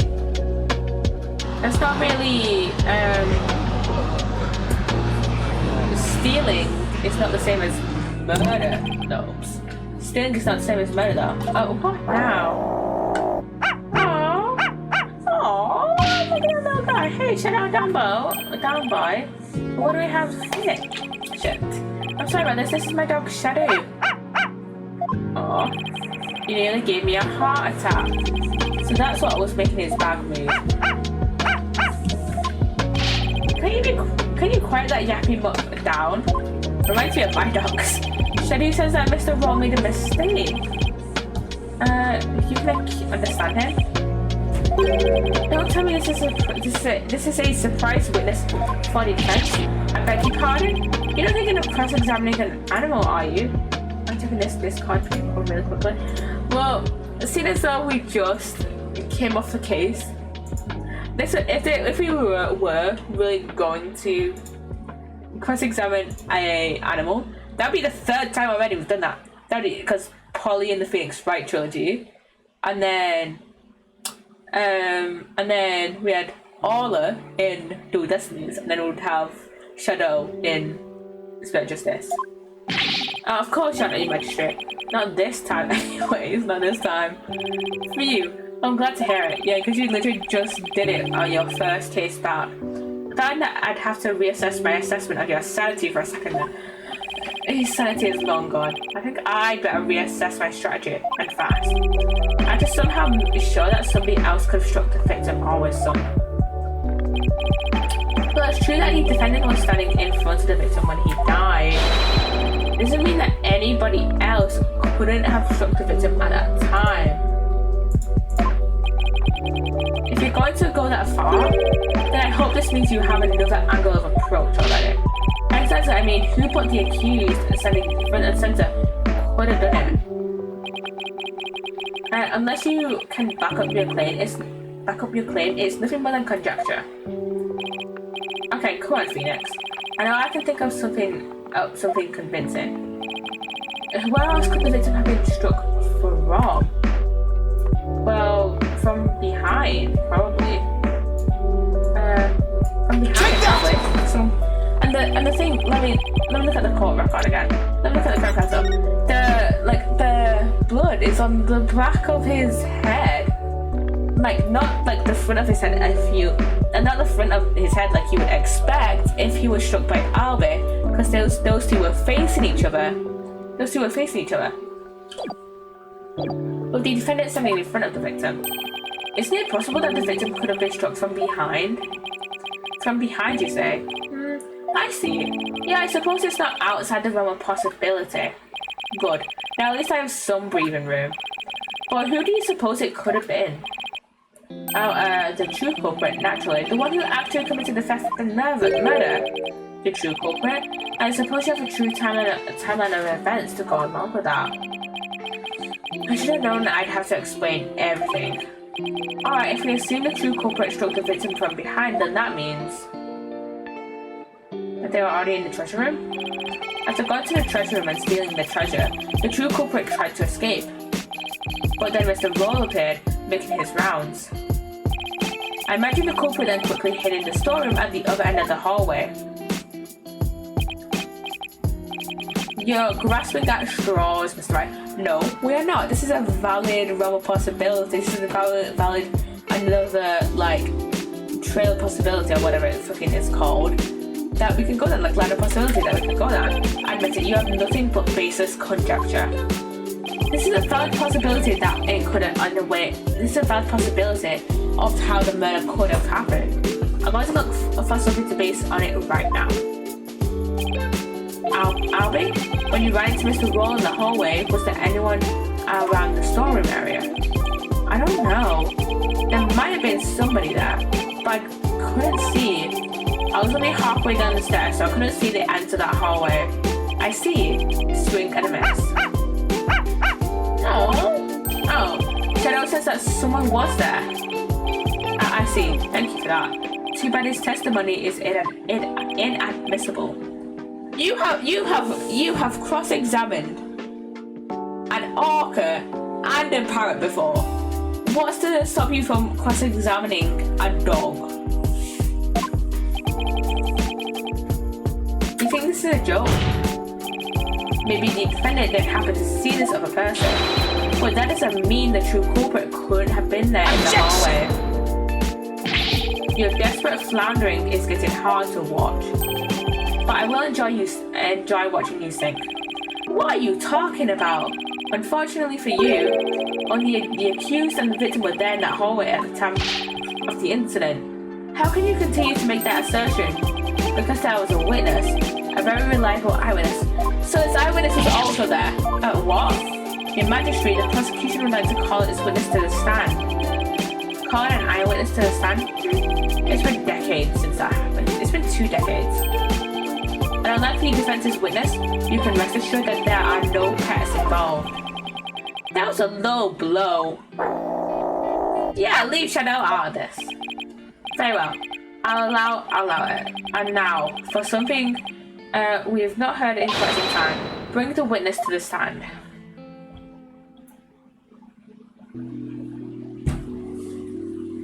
And here is our witness, who is the actual murderer who we saw at the start. Witness, please state your name and occupation. Peace law,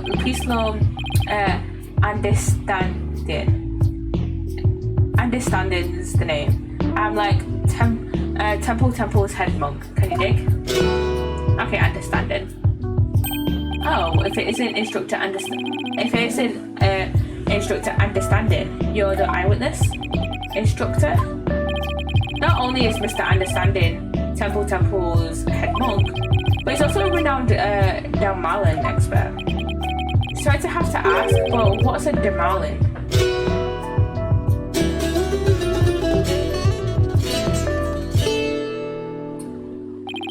Check it. Here she is, my sweet serenader, my one and only. Groovy, right? But you heard how sultry sounds once before, brother. When oh, does he perform the song thing, the ceremony song? The song of ceremony?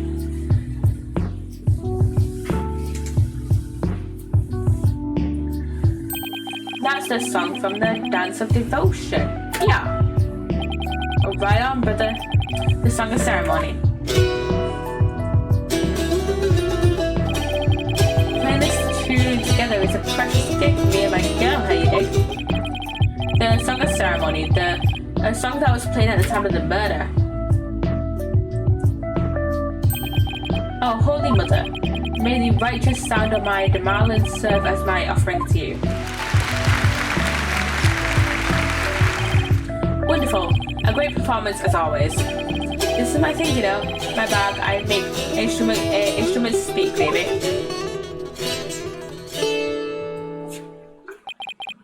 It kind of reminds me, weirdly, he kind of reminds me of Clavier. In a way, in like the musical aspect, kind of. By the way, Magistry Pops, no Damalan class to get today? No, I'm afraid this trial has gone into overtime, thanks to the lawyer over there. The class the judge wanted to attend was a Damalan lesson? Well, you know what they say, baby. Never trust the lawyer, man. But transgressors against the Holy Mother have to be brought to justice. Thank you for your cooperation, Mr. Understanding. As the treasure's keeper, you must be shocked to learn it had been stolen. Yeah, he was the one who actually stole it and killed the guy. Killed Roll. Yeah, man, that was not cool, and I need to take my phone off charge in a minute, because it is on 97%. Keeping the treasure safe is one of your duties, Mr. Understanding. That's right, brother. This here is the one and only treasure box key.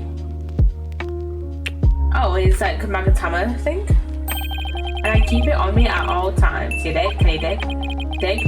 But a sneaky thief went and cracked that sucker. Anyway, tell Bulma, man. So that's the key to the treasure box, is it? You know it, baby. It's called the Magatama key, and it's a historical artifact too. It's been passed down from head monk to head monk at Temple. The Magatama key, huh? And now someone struck the treasure on my watch. It's a real buzzkill, man. How am I ever gonna face Her Holiness again? Oh, Holy Mother, please find it in your infinite mercy to forgive me. Please guide this lost and humble lamb. Why do I always get the far out ones? Mr. Understanding, you witnessed the accused and the victim heading to the treasure room together? You know, baby, best believe I scoped that tiny transgressor. Would you please give the court your testimony regarding what you saw? To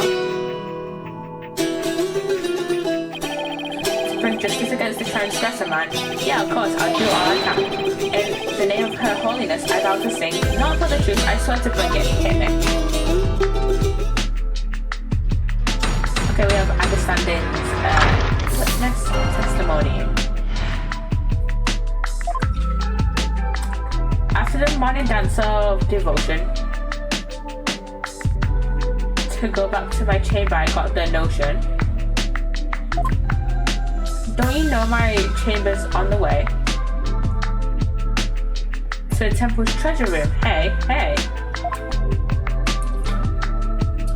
Any small footsteps I can quite clearly hear if anyone to the treasure room goes near. Albie was the only one. Albie was the only one before the blackout, one other than Roll.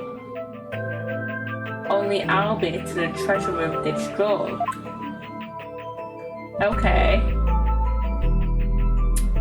You just sung his testimony. Tell me I was hallucinating just now. You weren't, Phoenix, you weren't. Like, can you believe Mr. Roll bit the big one after that? Harsh, man. I share your sentiments, even not swear your sentiments, I share. You were the one who discovered the victim's body, weren't you, Mr. Understanding? What, you found the body as well? He really is a key witness then. That's right, brother. After the blackout, I went to reset the breaker and give power back to the people. The circuit box is near my chamber, so I'm always the man for the job, you feel me? Okay, that is quite close, actually. It's on the opposite end of the hall. The breakers are in the first floor hallway in front of the storeroom. On the way, I got a whiff of something funky. Blood, man, really are mellow. I knew something wasn't kosher, so I swung by the treasure room to see what's wrong. And it was like, whoa, man, there was poor Mr. Roll, dead as a doornail. Okay, that has been updated in the court record. In the interval between the end of the dance of devotion and the blackout, the only ones who went to the scene of the crime were the victim and the accused.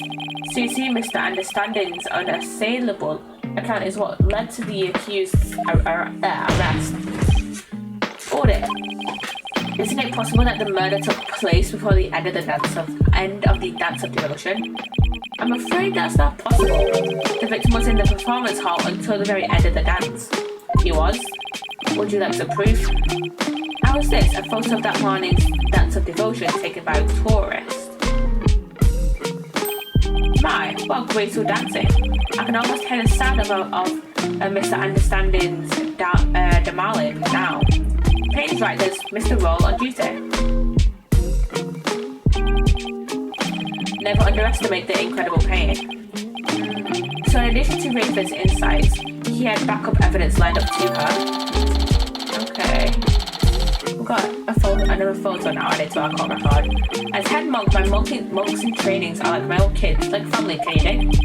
I should have taught Albie better, man. Before Her Holiness, the Holy Mother. Oh, Albie, confess your sins, my young brother. You dick. You absolute twat. Head monk understanding. I didn't kill Mr. Roll, so I don't have anything to confess to the Holy Mother. What? Bogus, little man.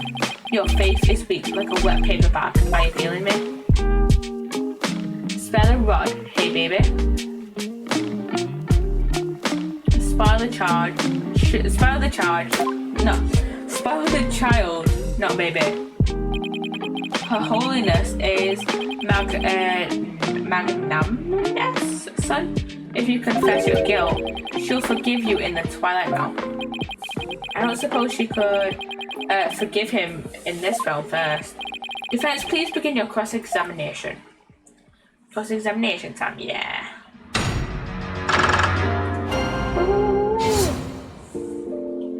Okay, first we do another save. Okay. Let's see what we can kind of go over, basically.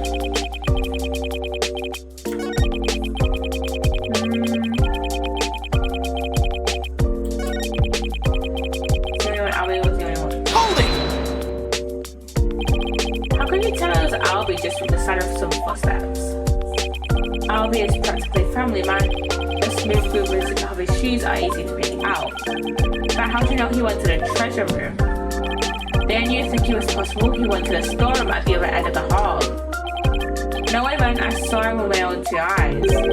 You saw him? In the treasure room. This, you can believe, my peepers peeps the sneaky sneak Albie. And tell us where it is you stood, when you saw the accused, if you would. Well, yeah, great rhymes, Pain. When I heard the footsteps, I looked out the window. From my window, I could see the window of the first floor hallway across the courtyard clinic. And through the window, I saw Albie walking into the storeroom. Should I have him add this to his testimony? Yeah. Could you please add that statement to your testimony, Mr. Understanding? You've got it, brother.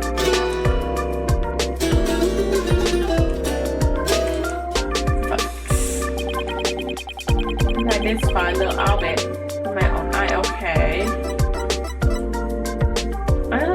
Let's look at the rest of this evidence, maybe. Due to the growing number of thefts around the temple, will be tightening security throughout. Therefore, all of the hallway shutters will remain shut for today's dance of devotion. That's the picture of that's the temple diagram.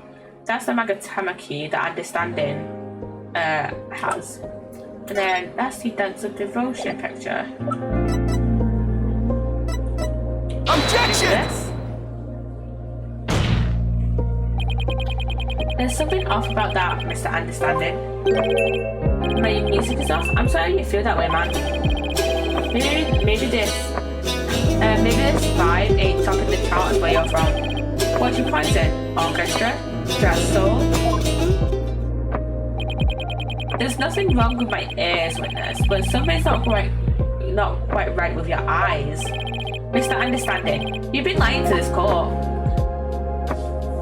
Now, why would I lie? Because you actually murdered Roll? I got nothing to hide. Truth and truth alone is all I sing. Nah. Lying, y'all? Nah, lying ain't my thing. I contend otherwise. Do you recognize this object, Mr. Understanding? It's a temple notice, man. What of it? In this notice, the following instruction to the temple monks is written. All the hallway shutters will remain shut for today's dance of devotion. What you talking about, Phoenix? I'm talking about the fact that from your chamber, you couldn't have seen anyone going into the treasure room through these shutters. Looks like you didn't get the memo. No way, I don't believe it, man. If you don't believe it, why don't you read the notice for yourself? Let's see, something, will something, or something. Is that the idea of reading? I'm not so hot at reading Koreanese, man. I usually get one of the other monks to read stuff to me, you know? Doesn't that make your duties as head monk a little difficult? Hey, cut me some slack, man. I only moved to this country 6 months ago, and you already are head monk. That's quite recent, isn't it? So, how did someone who's only been here 6 months become head monk of the temple? How do you understand? Religious faith can't be measured in months or years. I've only been an adherent of Koreanism even, for 3 months myself. The Holy Mother's teachings really spoke to me, prompting me to stay in this country. I did 5 minutes, by the way. Or was it the fact that there are no lawyers here that spoke to you? Mr. Payne, I know just how you feel, my man. Her Holiness's teaching spoke to me too. Ladies and gentlemen, I present Brother Dumb and Brother Dumber. Well, I know I suddenly became a believer in Koreanism, but could Understanding had a ulterior motive for becoming a believer too? Mr. Understanding, were you really in your chamber as you claim? What? Hey, be chill, brother. When you instead somewhere else? Objection! Mr. Wright, what kind of nonsense are you spouting now? According to Mr. Understanding's testimony, he saw Albie with his own eyes. Therefore, is it really nonsense to suggest he could have seen Albie from somewhere else? Well, do you have a theory, defense? Do you know where Mr. Understanding was, if not in his chamber? If he wasn't in his room then, if Albie had gone down the hallway towards the treasure room, there are only a few places he could have seen Albie gone. I do have a theory, Your Majesty. Let's say the witness really did see Albie going towards the treasure room. What then? The defense proposes that this is the only place you could have seen Albie go down that hall. Well, probably, like, at the stairs, couldn't it? Like, here. Because Albie couldn't see the end of the corridor from, like, here, from like, the middle of the corridor, here. But he probably would have been able to see it from, like, here. So, like here. Take that! Mr. Understanding, you were here, weren't you? What are you saying, Mr. Defense? Doesn't make honest lick of sense.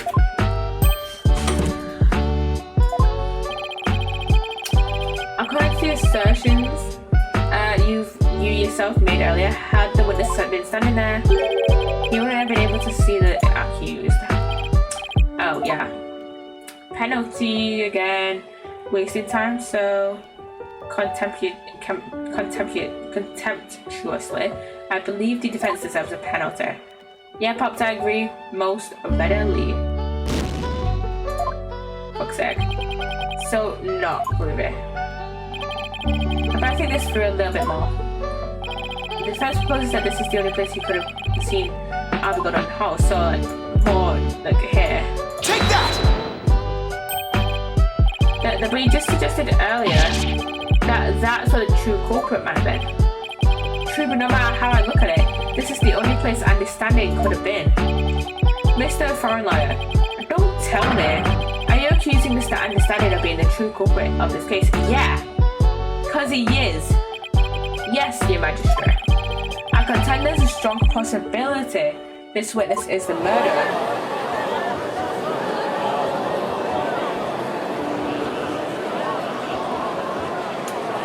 Yes, we're finally getting somewhere. Objection! What? How dare you be so disrespectful? First you criticized her benevolence's insights, now you accuse the head monk of murder. Objection! This is the only place the witness could have been. If he was here, he could have shook the victim down from behind and moved his body to the treasure room. That's nothing but groundless conjecture. And there's one more thing. Do you remember what was said in the opening argument? During that argument, it was suggested that Albie used his position as monk in training to get his hands on the treasure. That's right, and whatever. Well, why don't we try this twist on the size? The thief used his position as head monk of the temple to get a hold of this treasure. What? You joshing me, man. The key to the treasure box has been passed down from head monk to head monk.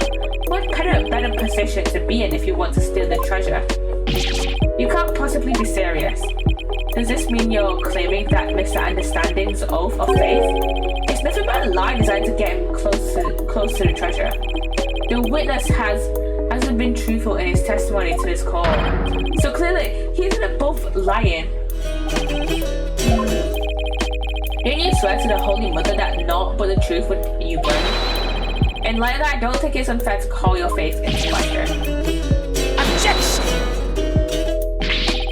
This is ridiculous. I have no limits to what this liar will say. You know it. I mean, lie is such a strong word. Maybe it was just a mistake.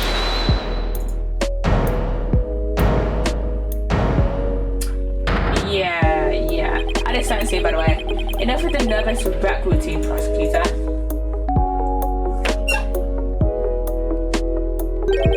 You're just embarrassing yourself, man. What? What was that, Mr. Understanding? Liar, man. You really are the lowest of the low. You've gone and said something I can't forgive. You called my belief into question, my faith in the Holy Mother. And nobody gets away with that.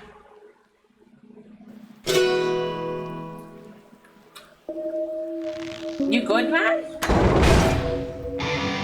And the ad is in progress. And then listen to this shit. The people in the ad missed that fucking shit, man. Okay, I need to take my phone on charge because it's on like, what is it on now? 98%. 98% off. So let's take it off charge. Let's go. There we go. I really need to get like a USB extender or some shit. Oh yeah, so me and my mum went shopping on Saturday, like I said yesterday. And I forgot to show you guys.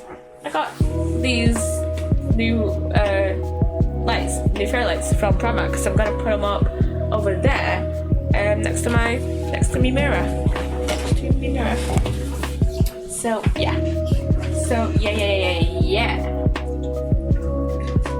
Welcome back from the ad, everybody. Welcome back. You just missed the most weirdest thing. He just went and this landing just went all metal and shit, you know?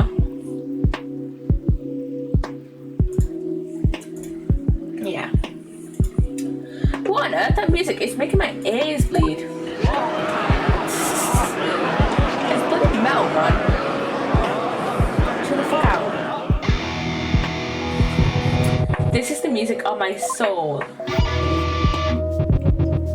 Death to the liar. Nah. Chill the fuck out, man. I'm the Twilight Messenger. Can't you tell?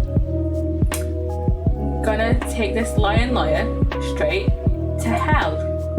He's dripping with lies, running with Philistines. I'm gonna send that liar to the guillotines.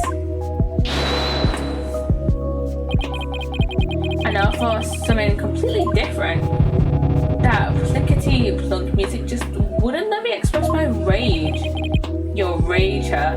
The rage you used to kill Royal? Huh? Isn't the real source of your anger having your lie exposed? You just don't get it. If I lied, it's because you drove me to it. All sniffing around and suspicious and throwing out false accusations. Sorry, but as a liar, I'm afraid that's my job. Yeah, well, liars are crap. Keep making noise, and I'll have to use my partner on you. I'm the one making noise. Hey, so you want to know the truth, huh? Think you can handle the truth, dear? Fine. Let's see you try. Feel the heat of my brutal death beat. Okay. Sweat bullets, ain't ya? Yeah, definitely. The screams of my soul are gonna make a mosh pit out of this peanut gallery. Right. Did you really just win the call over with that performance? The people of crime really hate defense lawyers, or like at least the people in the gallery really hate defense lawyers. Yo, geezer, I got something to testify. Okay, another witness testimony. Get ready for the howling of my soul. I call this chart topper soul screaming truth. Okay, I've got another testimony time.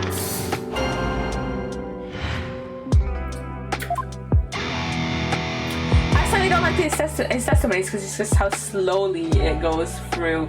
The words go through in my brain, and I tend to speak very quickly, as you probably can tell from this past 2 hours if you guys are new here. So it's like, just speak quicker, please. The priestess's dance had come to an end, so the music story my way I did wend.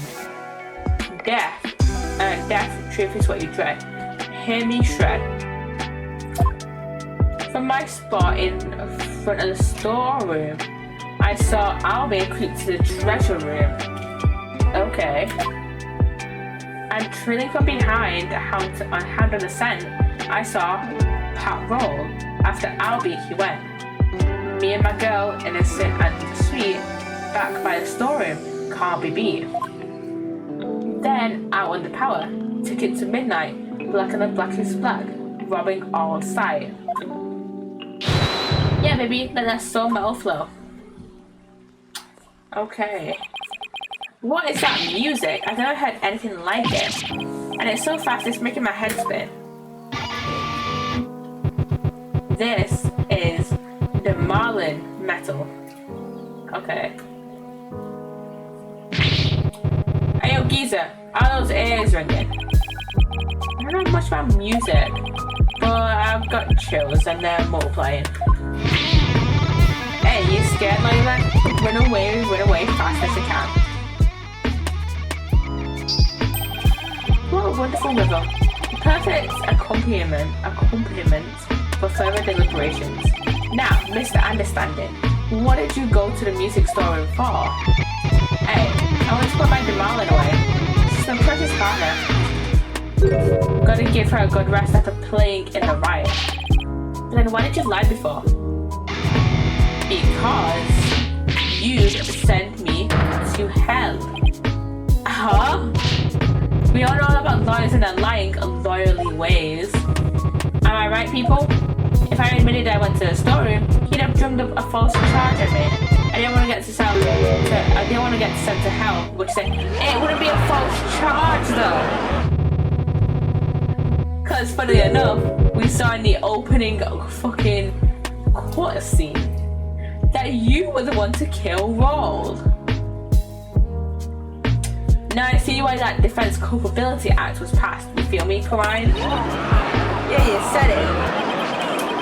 My headphone light is so annoying. Is it too much to ask for a low-key trial? Now I am Punk is ready to rock or what? Okay. I can't hear you. I said, you ready to teach this lying lawyer how we do things around here? Shut up, Payne. Alright, then I'm gonna lay it on you one more time. The screaming truths of my soul. Okay, now we've got cross-examination. Okay, options. Record save.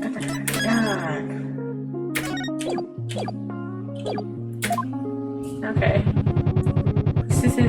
The priestess's dances come to an end. To the music storeroom. My way again. Hold it! You say you went to the music storeroom. But how do we know you didn't go to the treasure room to steal the treasure instead?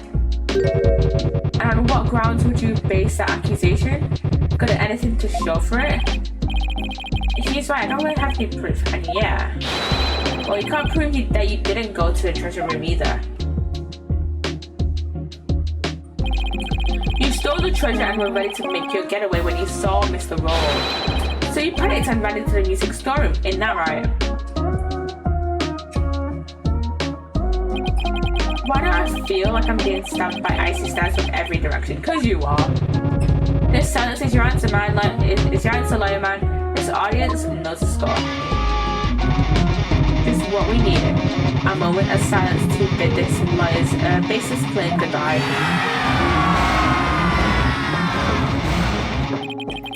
Why do they have to hate lawyers so much in this country?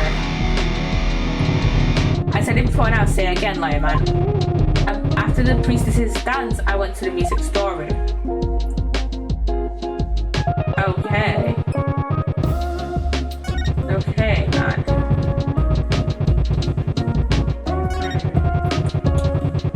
Nothing really is like too out of question other than that, I guess.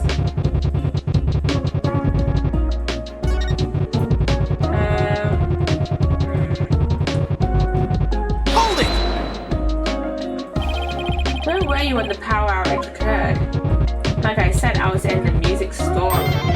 My girl had been standing in a little arm, so I had to get her back in tune. You said you wanted to put her away though. Isn't it true that you were actually in the hallway at that time? The hallway, you say? Why would I be in the hallway? You were waiting for Mr. Roll to come back from his patrol of the treasure room. Now that he discovered that the treasure had been stolen, you were gonna kill him. Lawyer man, just as always, so full of bull. Spewing noxious lies and pulling the wool. Filthy liar, through and through. And I ain't never ever gonna forgive you. Utter lies with no evidence. As always, his claims are just tenuous. Hey, nice prosecutor. I'm picking up what you're throwing down. Someone stop that jam session, please.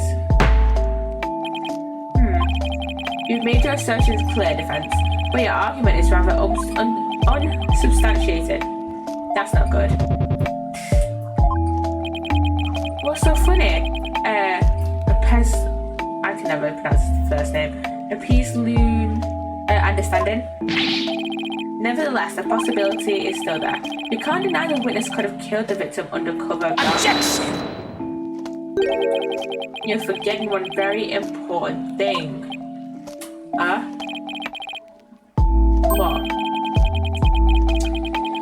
It seems you've forgotten that the outage happened by chance, not design. Oh, that's right. Oh, that's right. I did forget about that. It's not like the witness planned the outage so he could take advantage of the darkness. And without darkness, it would have been hard to sneak up behind Mr. Roll and kill him. You're right, even I would notice something coming up behind me. Well, defense, what do you have to say about that? What can I say about that? Mr. Wright, your claim is completely without merit. Unless you want to argue that the witness somehow magically made the outage happen. Well, maybe not magically, but the breaker. Well, that's it. The breaker. He could have just turned off the breaker. I contend the witness could have made the power outage happen with no magic necessary. What? You have a theory, defense? All he had to do was make use of something shown on this diagram. What did the witness use to make the power outage happen? And the breaker was literally right next to the storeroom, so he could have used it. So yeah, right. Take that! And my notes is then itchy again. The witness was in the storeroom. The circuit box is on the storeroom end of the hallway. There's nothing really magic about turning off the breaker, what do you say? No, I think his nose, oh my god. Nice try! But that theory doesn't hold water, line man, and I'm gonna check this discard pick really quickly.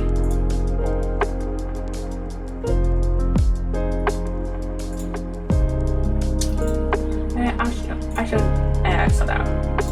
I shall sort that in a minute. And why not? He said I turned the breaker off and then snuck up on Mr. Roland here. In pitch black darkness with no source of light whatsoever. Is that what you're saying? Aha! With the lights off, that hallway is blacker than 100 midnights. You can't see the hand in front of your face. How could anybody commit murder like that? Unless it was somebody standing right in front of the victim like the accused. I hate when he's right, but I can't just let his point stand. Well, maybe the victim was holding something that served as a guide.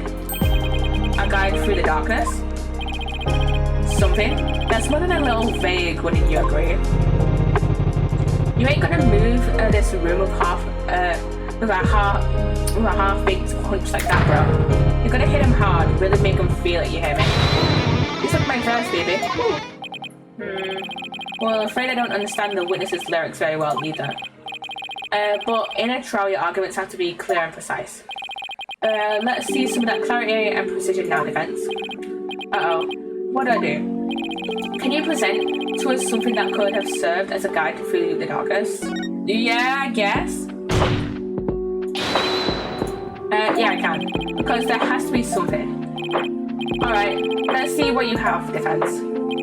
What could the victim have been holding that served as a guide through the darkness? I guess the treasure box was in the dark. I believe the victim was holding the treasure box. Huh?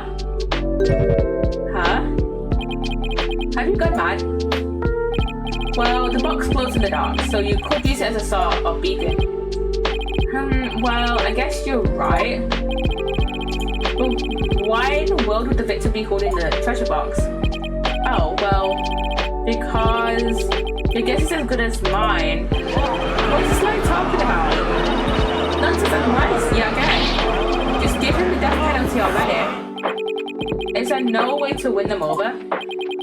Defense. Are we going to be needing those tongue shares after all? No, your magistrate.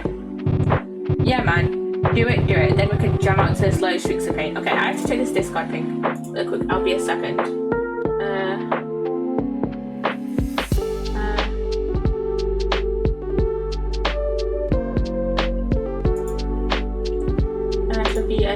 should be a second, guys.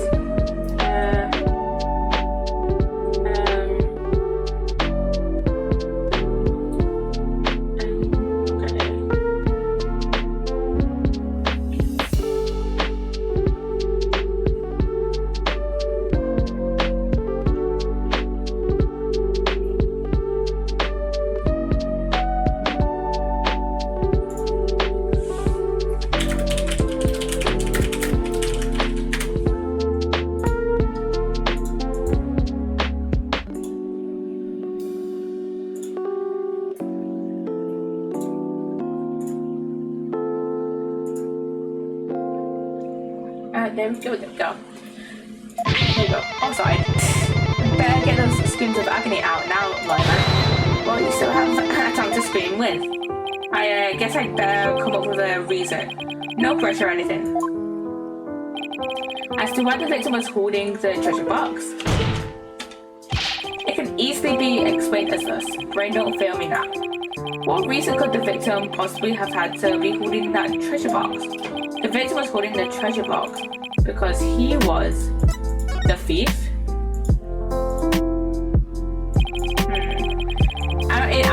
I was more thinking that like it was actually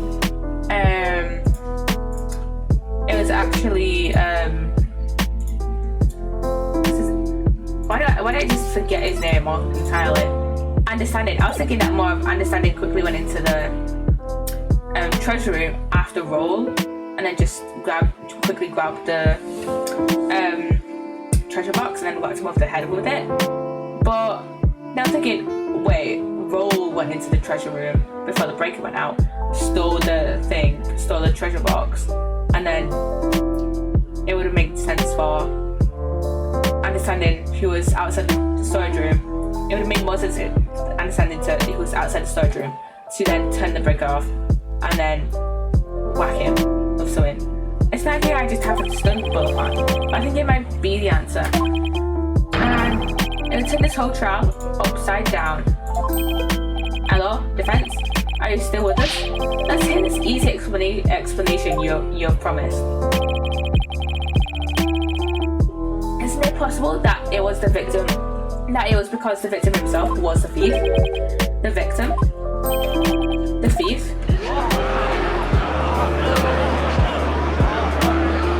It's a possibility, yeah. It's possible, yeah. What kind of bull are you spewing now? The magistrate, this guy's off his rocker. I mean, yeah. If the victim was the thief, everything we've learned so far would all make sense. And it would give us a completely new way to interpret the victim's actions.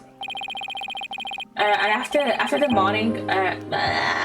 morning dance of devotion, Mr. Roll went to the treasure room.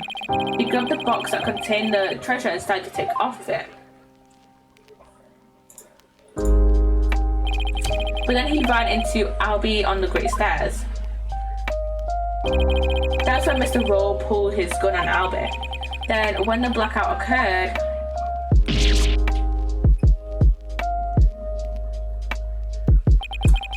Mr. Roll was bludgeoned to death in the darkness. This explains why the victim would be holding the glowing treasure box in the dark, and how it would have been possible for someone other than the accused to kill him.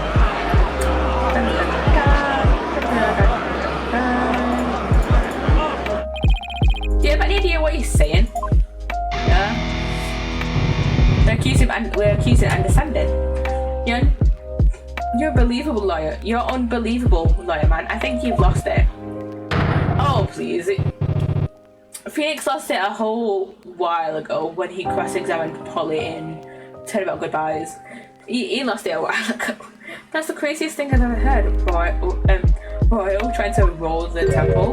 That devout believer, that pious Koreanist. I won't allow you to disparage the victim's deprived soul with unfounded allegations. Hope you're prepared to back up your claim. Of course, Your Majesty. Oh, really? In that case, can we assume you have proof? Proof, huh? Do I have any proof? I can't back down now. Never back down, never what? Yeah, I have proof, in my dreams. The proof that Mr. Royal was the thief may have been left behind on a certain piece of evidence. Very well. Let's see your evidence and be ready to stand behind it. Footprints, fingerprints, I'll take anything at this point. I need proof. Someone that would have been involved with the theft, and that might still have some trace evidence left on it. What proof do you have that the victim might have been the thief? That would be the treasure box. Take that! That if the thief would have stolen the treasure box, so surely it would have some kind of like skin prints, like fingerprints or whatever on it. The defense would like to examine the treasure box. There might be trace evidence on it that would show that the victim had held it. Might? You better not. You better hope you turn up something more different. I read that all wrong. Might? You better hope you turn up something more definitive than that defense. Yes, sir, your magistrate. Very well. Bailiff, bring the treasure box. There it is.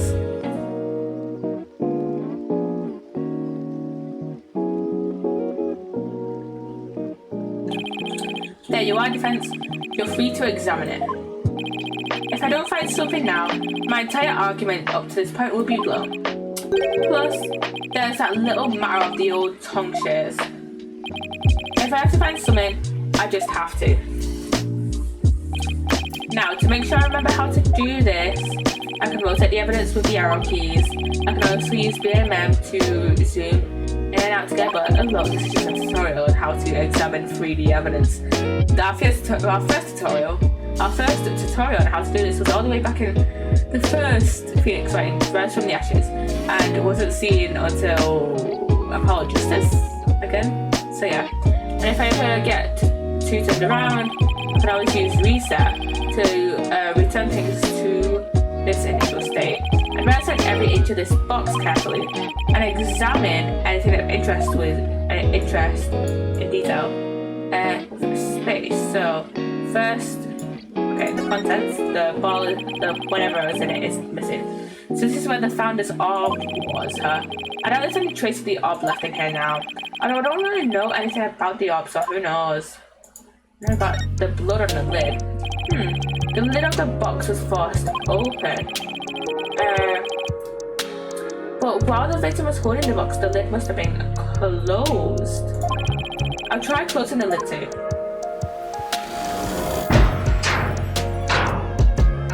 Okay. Hey. What? You locked it.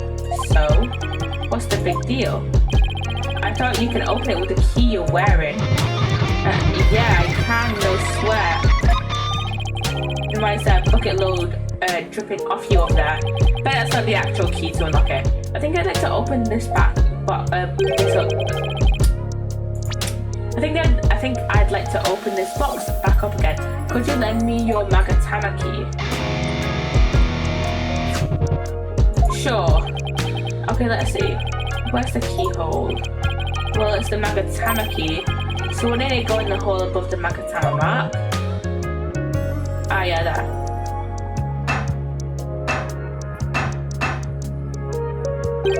Huh? It won't open. Would you look at that?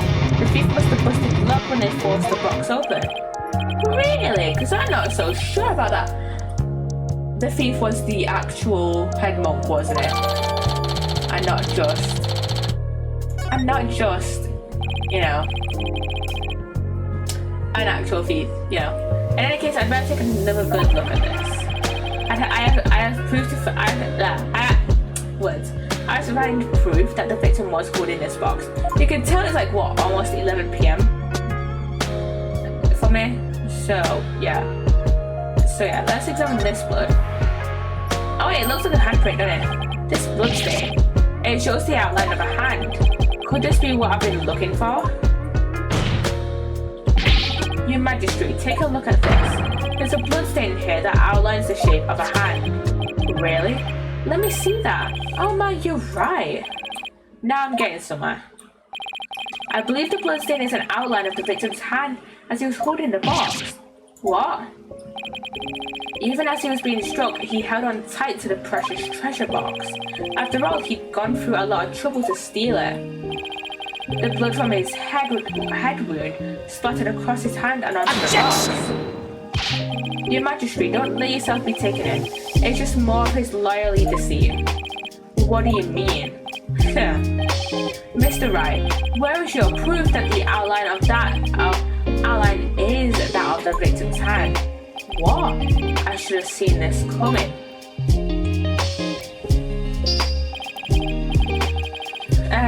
Either show proof or prepare to meet the fears. Or you could save with awesome time and bite your tongue out now and submit it instead. That I did not see coming. Well, it depends how about it. Do you have proof that the outline is of the victim's hand? Where would proof of something like that even be? Please submit your evidence at this time. What evidence shows that the outline of the treasure? What evidence shows that the outline on the treasure box is that of the victim's hand? I'm guessing the crime photo here because he had a bloody hand. I actually took notice of earlier, but I don't think I said anything. I got it. This is the evidence that's going to save my beloved tongue. Again, you can tell it's late for me. Mr. Payne, despite your claims about my forked tongue, it just so happens I have proof you require. You do? It's right here in this crime photo. It is? Where? Defense, please point it out. What proves that the bloodstain outline on the box is that of the victim's hand, you ask? That would be this. That would be this. Take that! Mr. Payne, take a good look at the victim's hand. It's all bloody. See this? That's blood. What? If we place Mr. Royal's hand inside the bloody outline, you think the blood on his hand would complete the splatter? Exactly. Here goes nothing. And I definitely did a point of war in this. And if they do form one complete splatter, it would prove my theory correct. Then the victim really was holding the box. I'm willing to bet my life on it. The defense reasserts that the victim was the thief who stole the treasure box. You can't be serious.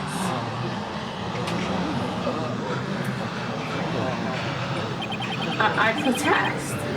There's no way they would ever match up. I assert that it's patently impossible for... What? Talk about tongue cap. It sounds like he just is. What's the matter, Mr. Payne? Did your forked tongue get tangled up in there? Cat got your tongue, mate?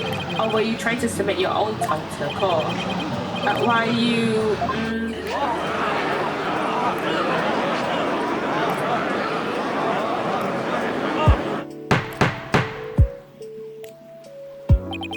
I can hardly believe it. And apparently not everything out of the defense's mouth is a bluff. Of course not, your majesty. This tongue doesn't lie. Yeah, sometimes it does that. And I'd like to continue to use my tongue in the future, too, if you wouldn't mind. He never has to know it really was a bluff. Yeah, you do that all the time, Phoenix. No, not Mr. Royal. I can't believe it. I'm sorry, Albert. I know it's upsetting news. He must have needed the money badly, probably to support his family. After all, he even gave up his dream of becoming a monk to help them. Also, that thing Mr. Royal would say to me. Albert, you train hard and make sure you become a monk one day. Don't end up like me, he'd say. Yeah. He was probably warning you not to end up a thief even. Mr. Royal. Objection! Mr. Royal? Mr. Royal? I feel like in the first half of the stream I was pronouncing it Roll, but now I start calling him Royal. Wait just a minute. Just 1 minute. If the victim was the thief and he was holding the treasure box, then that means Mr. Roll was holding the murder weapon when he was killed. Oh, that's a very good point. It doesn't make so much sense, does it? Objection! If the victim was holding the treasure box, it couldn't have been the murder weapon. Which means the real murder weapon must have been something else. The real murder weapon was something else? The blood was thought to have gotten on the box when the box was used as a weapon. But it turns out that wasn't the case.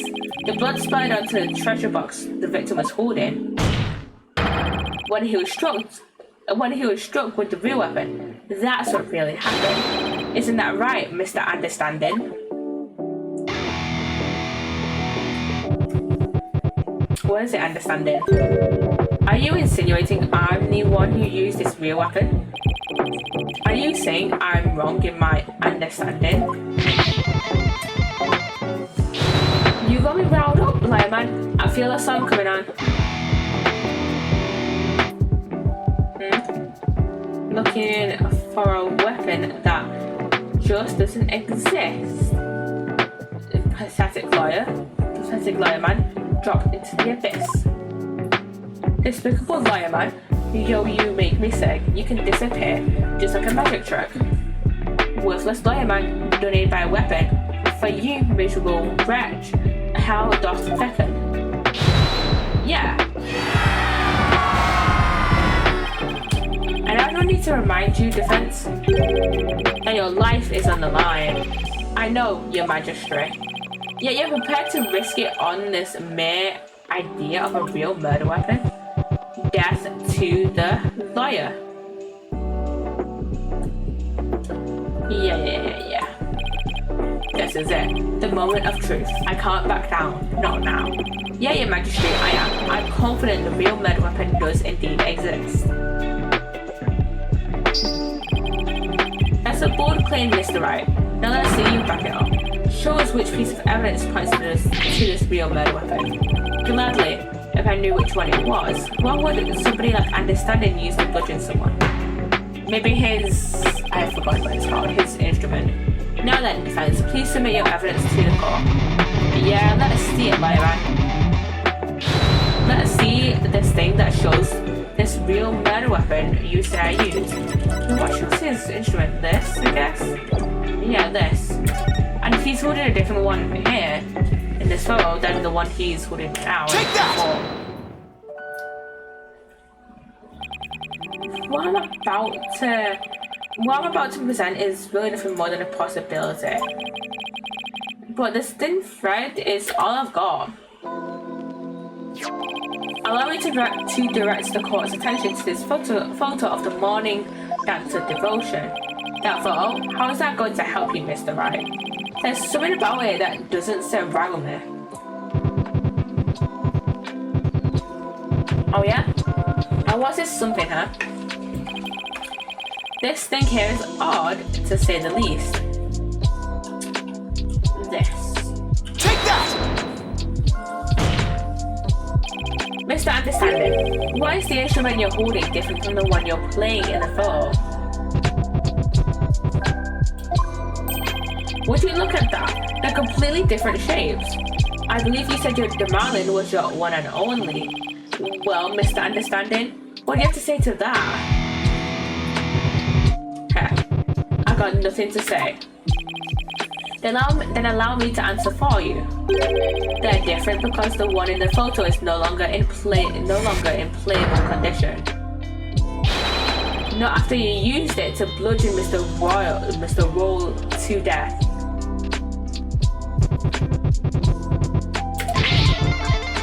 What are you laughing at? My own partner wasn't doing so hot, so I brought her sister along, that's all.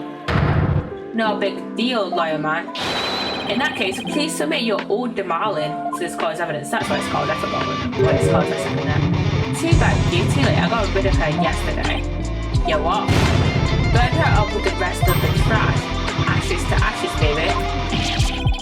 No. He's already destroyed the evidence. And I see more trash right here in this court that needs to burn in the fires of hell. Lawyer trash. Okay. Now there's no proof to show. Oh, come on. That was pathetic. Your agony can sound better than that. What's that great scream of yours? This can't be how it ends. I think I've heard enough. It seems your defense is unable to produce the evidence it needs to prove its assertion. But your majesty, that's only because the witness destroyed it. Evidence is everything in court. Don't tell me you've forgotten this most important most fundamental principle of our profession. Shut up, Gasping Payne. I hate you so much. Without sufficient proof, your claim that Mr. Understanding is the murderer is no more than conjecture.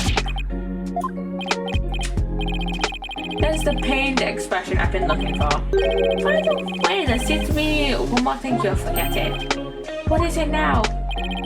You accused Mr. Understanding of being the thief, but the real thief turned out to be the victim. And with that, Mr. Understanding's purported motive for the murder goes out the window. Great point, prosecutor. You tell him. If I had been there, I would have just called the royal and gotten the treasure back. There wasn't any reason for me to kill him now. What's that? There's no good counter argument. There's no good counter argument to that. It sounds to me like Mr. Understanding has been completely wrongfully accused. Unfortunate as it may be, I think it's time to hand down the verdict in this case. Not good. Defense, I trust you understand what you yourself will receive for taking on this case. The death penalty, yeah.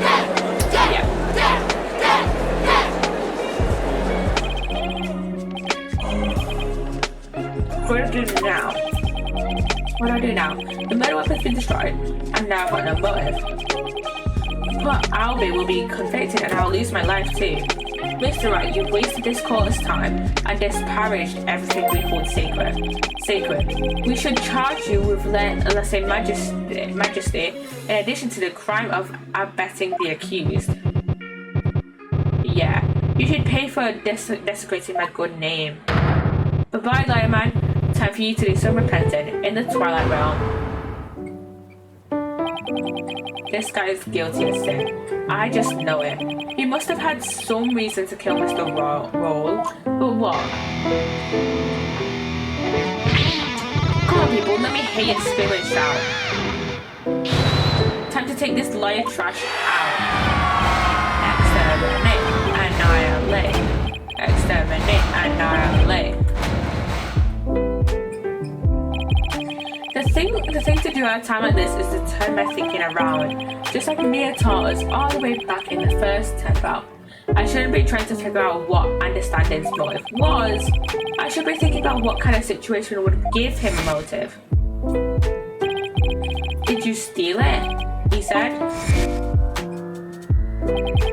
We know that Mr. Roll was the thief and that he had gotten his hands on the box. Wait, so what's his motive? With what? With the photo that came from the screen. The flashback of always saying, of Roll. He's saying, hey, did you see that? And pointing his gun at Roll. What did Understanding just kill Roll to protect Albie? And only meant to make him unconscious and to knock him unconscious and not to actually kill him. Maybe that's it. So then why in the world did he ask Albie that question? What about the treasure box would have prompted him to? Defense, what's gone into you? No, I get it. Now it makes sense. Was Paul saying that he stole it? Because we've been thinking that Roll was the thief of both the Founders Orb and the treasure box. But what if Roll only stole the treasure box? And what if he suspected Albie of stealing the Founders Orb? Like Paul Kunkerman? What are you trying to say? Foreigner squealing to yourself. Sounds like you've knocked something loose upstairs. Your Majesty. Please hold off on your ruling for just a little while longer. Don't tell me you're going to start begging for your life now. No, Your Majesty, that's not it. It's just that I realised something important. We've been operating under a serious misconception this whole time. A misconception, you say? That's right. A mistaken notion about the treasure box. But could this really be true? If so, there's still a lot to figure out. Very well. Let's hear what you have to say. Thank you, your Majesty. Your Majesty, this is just more of his nonsense. He's just stalling for time. This is your last chance, defense. The second I find it really is nothing but nonsense. No amount of begging will stay in my hand. Understand? Yeah, your Majesty. We all know this is just going to be another one of your stupid bluffs. Now then, defense. What is this misconception you mentioned? The thing we didn't realize about the treasure box was that it was empty. There was no founder's orb in it. Or if the treasure box was already empty from the start. What? I'm gonna check this discard ping really quickly.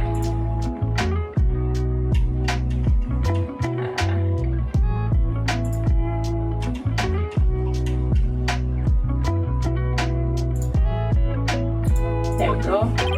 Please recall that when Mr. Roll ran into Albert on the Great Stairs, he asked the boy a question. Did you steal it? He said. Why am I just getting so many discard things? Oh my god.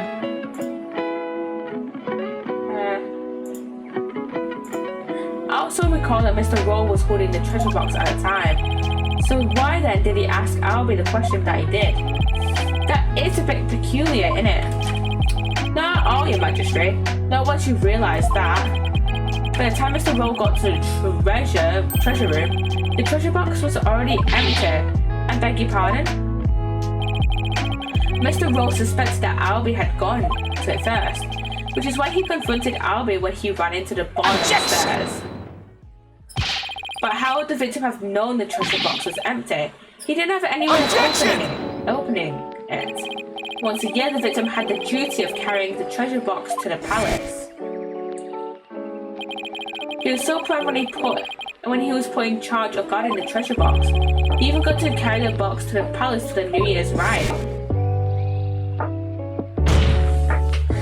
He would have been able to tell by the weight when he lifted it that the box was empty. I see, yeah. I suppose he would have been able to tell. Mr. Roll most likely decided to at least steal the empty box. It's an important historical artifact in and of itself, after all. But what's your point, Mr. Wright?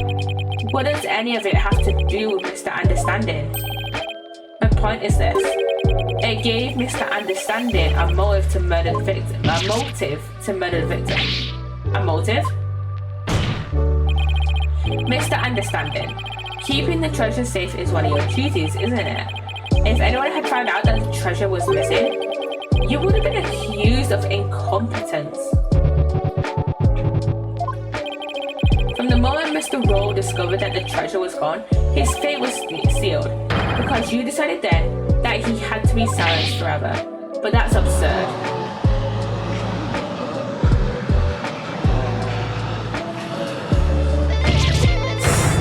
Why are you laughing at me? I'm so tired, but we don't have much longer of this case to go. So yeah, can you believe the stuff that comes out of this guy's mouth? This is all just like a colossal joke. So then what really happened to the treasure? It had been stolen long before the incident occurred by Mr. Psssttt Understanding himself. Mr. Wright, will you stop at nothing to accuse Mr. Understanding? Your Majesty, please don't listen to these trumped up charges. The defense is Yeah, that's what we do half the time and it still fucking works. Okay? The treasure box can only be opened with the key Mr. Understanding holds. Who else could have stolen the treasure? As I said, the accused stole the treasure by forcing open the box. Your Majesty, I call for a swift ruling. No, I'm not ready to give my verdict yet. Thank you. The defense has successfully presented a new possibility in this case. Yeah, finally a tiny shred of hope. Mr. Understanding, would you care to make any statements in response to the defense's claims? What? You want me? This is all bull. My noggins are him. Please calm yourself. Yeah, chill the fuck out, man. I'm not gonna take it. No, I ain't gonna take it. I dutifully watched over that treasure with pride, and now I'm getting accused of stealing it. This lawyer is a lying scumbag. Nah. You better believe I got something to say. Open up your ear holes, sheeples, let's rock. Death to the lying liar. Is that it? Is that it? I've got another testimony, which I think is our last testimony. Yeah, this is our last testimony. Still defenders are me. I did it. This lying lawyer's insults know no limit. All this time I guarded the orb faithfully. Sacred duty to the Holy Mother, easy to see. Hands unclean, the accused did the deed. Forced the box open, no key did he need. Lying lawyer, condemn him to hell, kick him, throw him into a prison cell.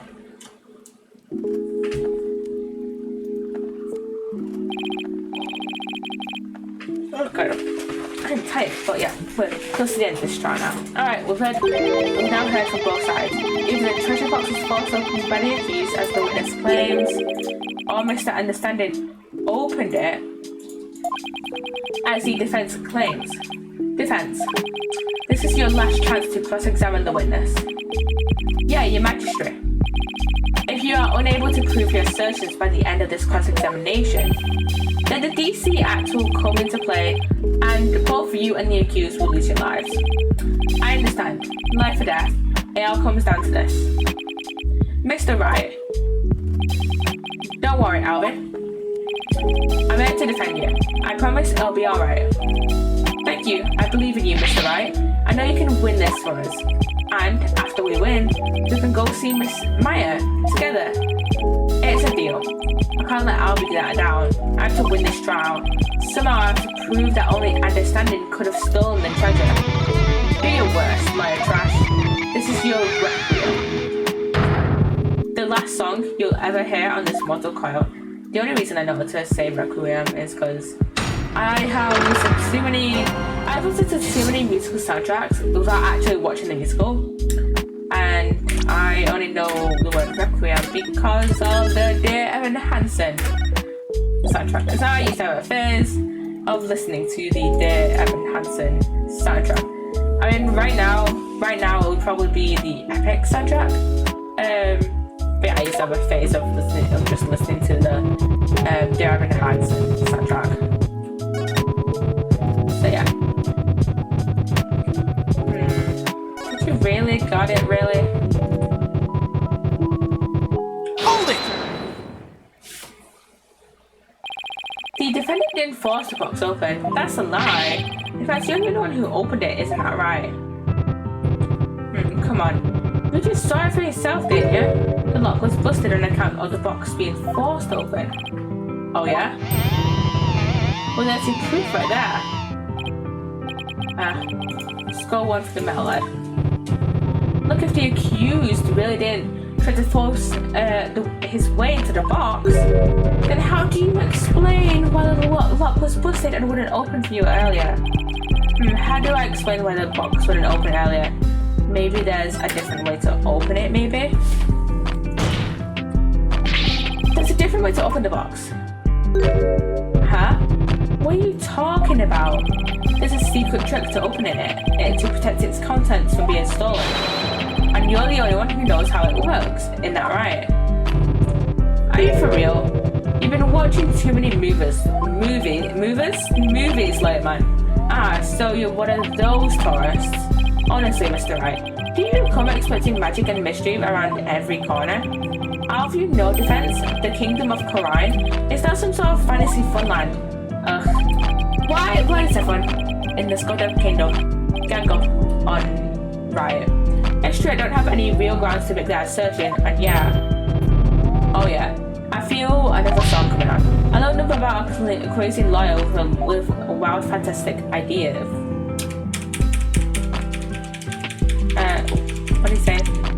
wild, fantastic ideas here. The real method to open the lock, you say? Delusional, man. There ain't no other way. Ah, new verse. Please do add it to your testimony, Mr. Understanding. The real method to open the lock, you say? Delusional, man. There ain't no other way. Hold it! Prove it. Prove it there's no other way. Delusional, am I? We'll see about that. Wild ideas. That's called delusion.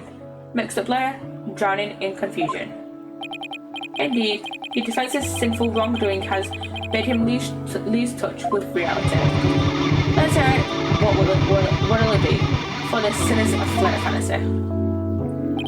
Nothing, because I'm not the delusional one. I just know there's got to be some secret trick to opening the treasure box. Oh really? And where exactly is this secret hidden? The secret is obviously hidden in the key. And there's obviously some secret hidden in the key. I'd like to examine it, if you please. Ha ha ha ha! You don't know what to quit, do you? Here, go ahead. Examine it all you like. Nothing. I don't see a thing. Well, defense, what have you discovered? I'm afraid I haven't discovered anything, Your Majesty. Hey, I'll return it now. I told you, didn't I? Yeah, you told me. There's just no reasoning with this man. The accused forced the lock open. There's no other explanation. That's right. He desecrated the box by opening it without using this Mitama key. Wait, what did you say? I'll sing it as many times as I have to get it through your thick lawyer school. Didn't he call it the Magatama key though earlier?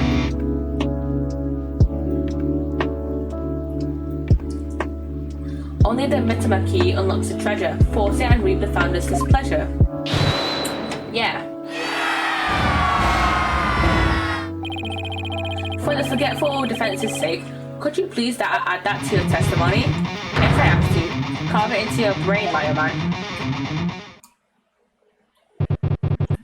Only Mitama key unlocks the treasure. Force it and reap the founder's displeasure.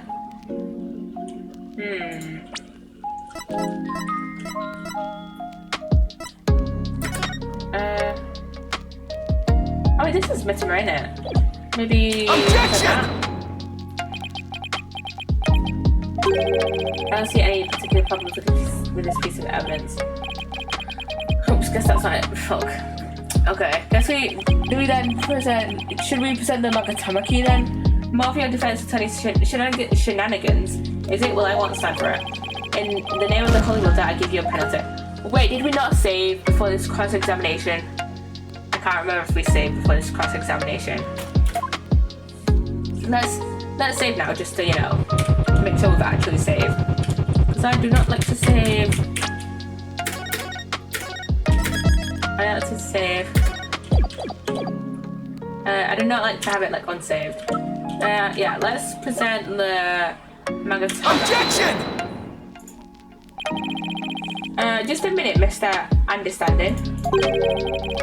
You just called your key the Mitama key, didn't you? Oh yeah, add in 5 minutes, Ah. But didn't you originally say it's called the Magatama key? The Mitama key? What's that? I don't know, Your Majesty, but apparently it's a rather crucial question. What? What's the big deal? So I said the wrong thing. So what? Simple slip of the tongue. An A for effort, Mr. Wright, but your grandstanding betrays your desperation. I'm afraid a small slip of the tongue like that adds absolutely nothing to your argument. What say you, defense? Is it an important detail? Judging by Understanding's reaction, it is. I'd say it's everything my argument needs. Yes, Your Majesty, it's very important. This key is apparently not the Magatama key, but rather the Mitama key. And I believe this discrepancy holds great significance for the defense. Nah, man, just a meaningless mistake. Insignificant. You're riding the crazy train to nowhere, lawyer man. Your Majesty, please don't pay the defense any heed. It's all nonsense. To tell the truth, I'm not really clear on what the defense is driving at myself. However, I am eager to find out. What? Defense, you will explain yourself like your life literally depends on it. Because it does. Now then, is the name of the key an important detail? Yes, it's an absolutely important detail. I think. Because the Mitama key is connected to the founder's orb. I see. Very well, in that case, please show the court the grounds on which you are basing this claim. The grounds, Your Majesty? You can of course show grounds, can you not, defense? Of course. What else can I say? I have to come up with something. Anything, even if it's just a bluff. I just got a Snapchat notification just for someone that I'm friends with that I haven't seen since the night actually posted on their story. The Mitama key? Mitama. That's been something somewhere that ties Mitama and the orb together. Don't keep me waiting, defense. What evidence shows a connection between the Mitama key and the founders of the Song of Ceremony? What's that? The Song of Ceremony? All this time, the answer was right there in front of me. It's right there the Song of Ceremony performed during the Dance of Devotion. Your Majesty, the Song of Ceremony tells the treasure of the founder of Koreanism. But hidden within its lyrics is a secret behind how to really open the treasure box. Holy mother. Pain's sprite right now. Just frozen sprite is so funny. But how can that be, defense? The Song of Ceremony contains the following lyrics. When the butterfly embraces the Mitama, the favor of the orb is bestowed. I believe the Mitama here refers to the Mitama key. Well, yeah, it is the same word, but that doesn't mean. We've been calling this key the Magatama key, and that's why I inserted the key into the lock with the Magatama design on it. But that was obviously not the right way to use it. And I suppose you know the right way? I do, Your Majesty. To use the key properly, you have to flip it vertically, maybe? If we turn the Magatama shape upside down like this. Okay.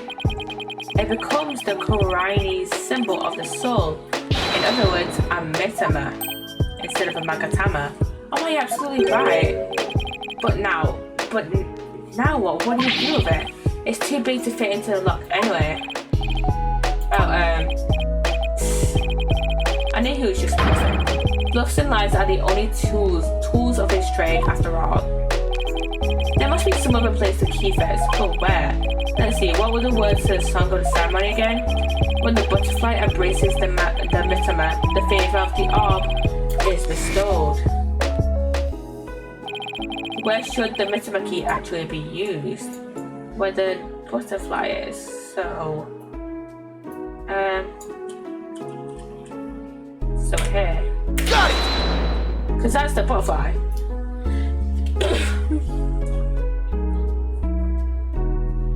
Oh, I love the 3D animations on this.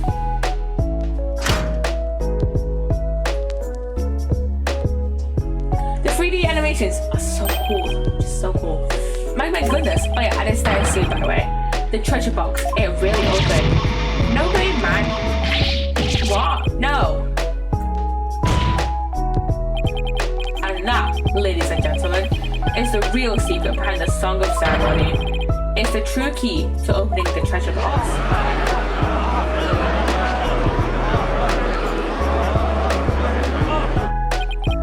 It's all over, Mr. Payne. How so? Let's say someone was fooled into trying to force the front-facing lock open. Sadly for them, it won't budge.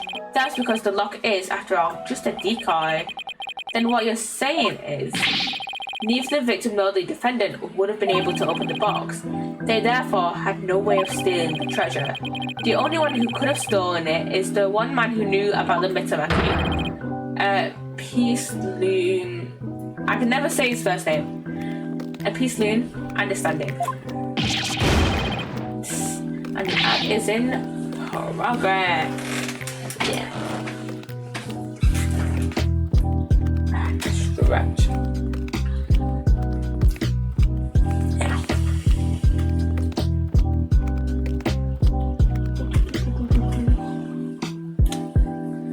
Anyway, chat, how you doing? How you doing? While the ad is still playing. My brain, I'm so tired. I'm so tired. I'm ready to just straight up go to sleep. But I have to start the fun and stuff. I have so much to do after the stream. You know, like usual. I have so much.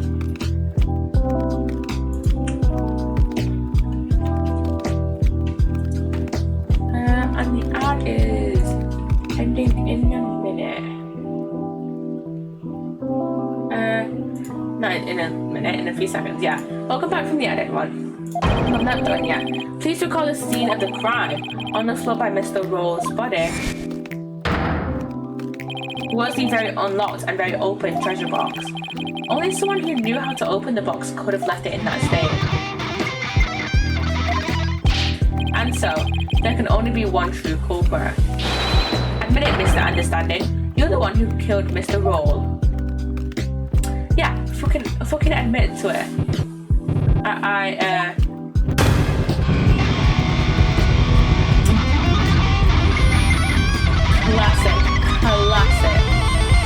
Classic culprit breakdown. That's very loud, isn't it? That's pretty loud.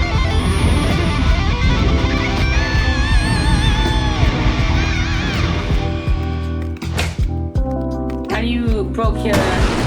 I can't remember what it's actually called. You're just destroying your shit now. He's just losing his shit. Huh?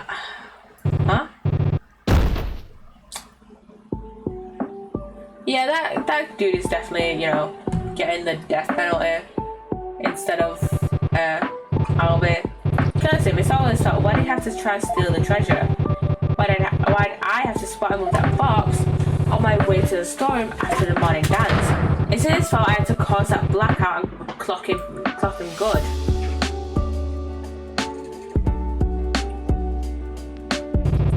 I couldn't let my secret get out. Nobody could know the treasure box was empty. I'd lose my position as head monk. Who knows what else they do to me? I couldn't let. I had to stop him.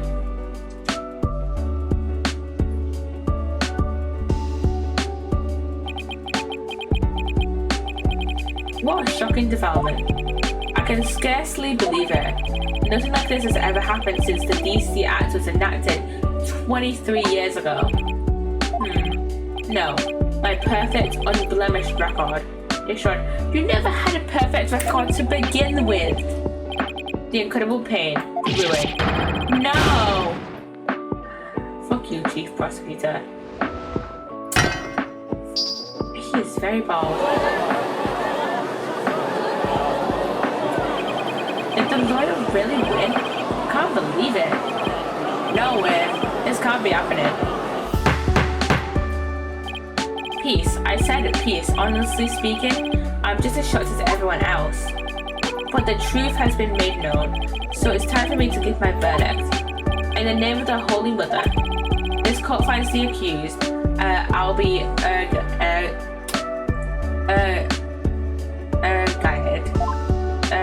guided.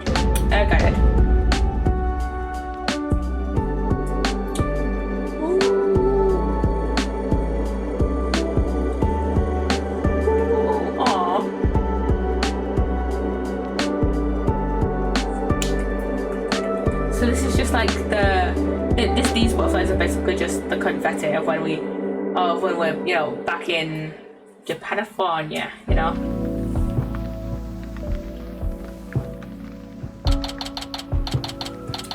And we're back in the defendant's lobby. Or, you know, the accused lobby, or whatever it's called. Yeah, accused lobby. There's still quite a commotion. The people from the gallery showed no sign of clearing out. I can't believe it. Not guilty. I'm still in shock. Can you believe that guy? I can feel everybody's eyes on me. This can't be happening. It's impossible. Oh, Holy Mother, preserve us. I've never been in a defendant lobby quite this uncomfortable. Mr. Wright! Oh, Albie! Thank you! Thank you so much for what you did for me. Oh, and there's Shadow. I'm just so glad it turned out okay. It was touch and go there for a while. I'm really sorry, Mr. Wright. I had a really hard time trusting you at first. That's okay, Albert. I know how unpopular lawyers are in this country, but how did it ever get this way in the first place? Allow me to explain. At least I wish I could explain. I don't really know why. I never even questioned it before today. By the time I was born, all the lawyers were already gone. As far back as I can remember, verdicts have been based on her benevolence's insights. Right, Rafer, the royal priestess. Do you imply that the trials of this country are unfair? Do explain, outsider. How verdicts founded on truths imparted by the very souls of the dead lack impartiality. For her part, I'm sure she really believes in what she says, but even with her benevolence's divination seances, lawyers are still necessary. Without proper defense, people could easily wind up receiving wrongful convictions. Mr. Wright, huh? Don't say that so loud. People might think you're a rebel. You could be arrested. A rebel? That's right. What are those people going against our queen and the court system? They call themselves the Defiant Dragons, and they're led by a scary guy named Dirk. They'll do anything to overthrow her eminence, even commit crimes. Dirk. I remember people in the gallery mentioning that name. The things you're saying sound a lot like the stuff they say, but you're not scary like that Dirk guy. Pardon the intrusion. Who the bloody hell is this? You. Yeah, you. I want to talk to you, see? A flight, is it? Right, sir. Phoenix Wright. And you are? I'm the Kearney's Minister of Justice. The name's Inga Kakul Karan. I oversee the whole legal shebang. I was watching that free-ring circus in there. You were? Wow, the Minister of Justice. So he's in charge of the entire court system, Defense Culpability Act and all. Minister Inga, how are you, sir? We're along, Mini Monk. Grown-ups are talking here. Yes, sir. Very sorry, sir. Might I help you with something? Just wanted a good look at you. Guys like you aren't exactly down a dozen around here. Huh. Well then. You're eyeing me like I'm some kind of exotic creature in a cage. Oh yeah, I might as well share this little morsel with you. Turns out Roll was a seasoned thief. A repeat offender even. I had my men look into it and they found all the booty he'd pilfered right there in his digs. But he seemed like such a nice man. Why did Mr. Roll? Why? Guess he was doing it for his family. Oh, Mook. A Mook? How can you say that? Guess that kind of sob story gets you common folk all misty-eyed. Anyway, another thing. I'd recommend check out the understanding fellow too. It wasn't the only one. It wasn't the one with the sticky fingers. It's the insurgents. What? They put the squeeze on our head monks, apparently. So he gave up the founder's arms and tried to keep it hush-hush. Oh, I see. Thank you for letting me know. Yeah. Say, why? That was a cute little number you pulled in my courtroom today, wasn't it? First not guilty ruling in 23 years. You're making waves, see? Stir in the pot. Catch my drift? Oh, well, yeah, I'm in for it now. Well, thanks to that song and dance, we know our precious national treasure got nicked. So I'm gonna call it a wash and let it slide this time. But all I did was defend the accused. You do best to read between the lines, Churchill. You're standing on thin ice, you get my drift. Even a dirty no-good neck punk knows to catch it in his chips before the house steps in. Do us both a favour and keep an eye on the path you're walking down. You never know whose toes you might be stepping on. This ain't your turf, buddy. Never forget whose soil it is you're standing on. Okay. Yeah, it seems kind of scary, wasn't it? Yeah, well, no use worrying about it. We have more important things to think about. Such as when can we continue sightseeing tour? Sightseeing tour? Well, anytime, sir. There's still plenty of time until Miss Maya's training ends, and there are still lots more temples to see and all kinds of local foods to eat. I can show you the natural beauty of the area and the waterfalls. And he's just off on his little ramble again. No. Oh, look at Shadow's little tail again. Alright, slow down, Albie. There's plenty of time. When we're done with all that, we can go see Miss Maya together. Yeah, you bet, Maya. I wonder how she's doing. Hope she's okay.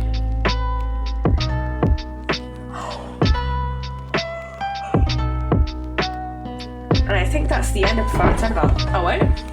So, how about that not guilty, jerk? Oh? I heard. That's the... Sounds like the winds of change are beginning to stir. Okay.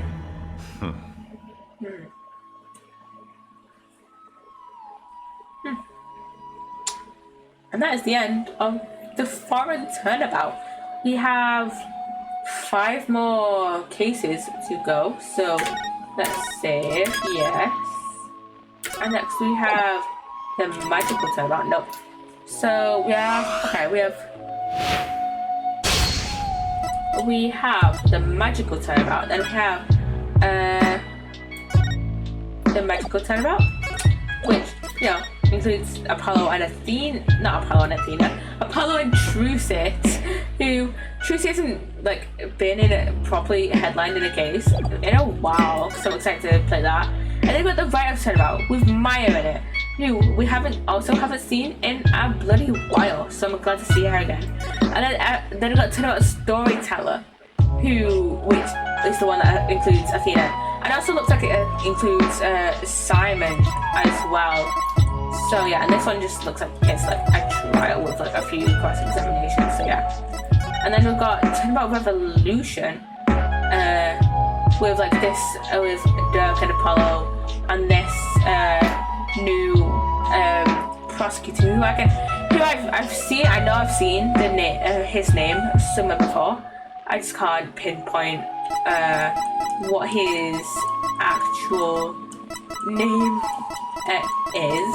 So yeah, this looks like a very long case, so yeah. And then got the special episode, which is Turnabout Time Traveler, which has Phoenix, Edgeworth, Maya, and Larry in it. This case, from what I've heard, is like horrible for Larry's like character development. Like from what I've heard, he's just horribly flanderized. Like in Trials and Tribulations, which is like when we last saw him in Bridge to the Turnabout, he wasn't as great of a character as he was in the first Phoenix Wright game. But yeah, from what I've heard, Larry is just horribly flanderized in this. So yeah, I am not really that excited for Turnabout Time Traveler. Like this was different from Turnabout Reclaim. I found Turnabout Reclaim to be amazing. I'm gonna go back to the title. I found Turnabout Reclaim to be amazing, but yeah, I am not too excited for Turnabout Time Traveler. Just like kind of comparing the 2 DLC cases here. But yeah, Turnabout Time Traveler, not excited for that because apparently that flanderizes Larry greatly. So yeah. Anyways, guys. I am going to go and raid somebody. We are going to go raid. Who should we raid?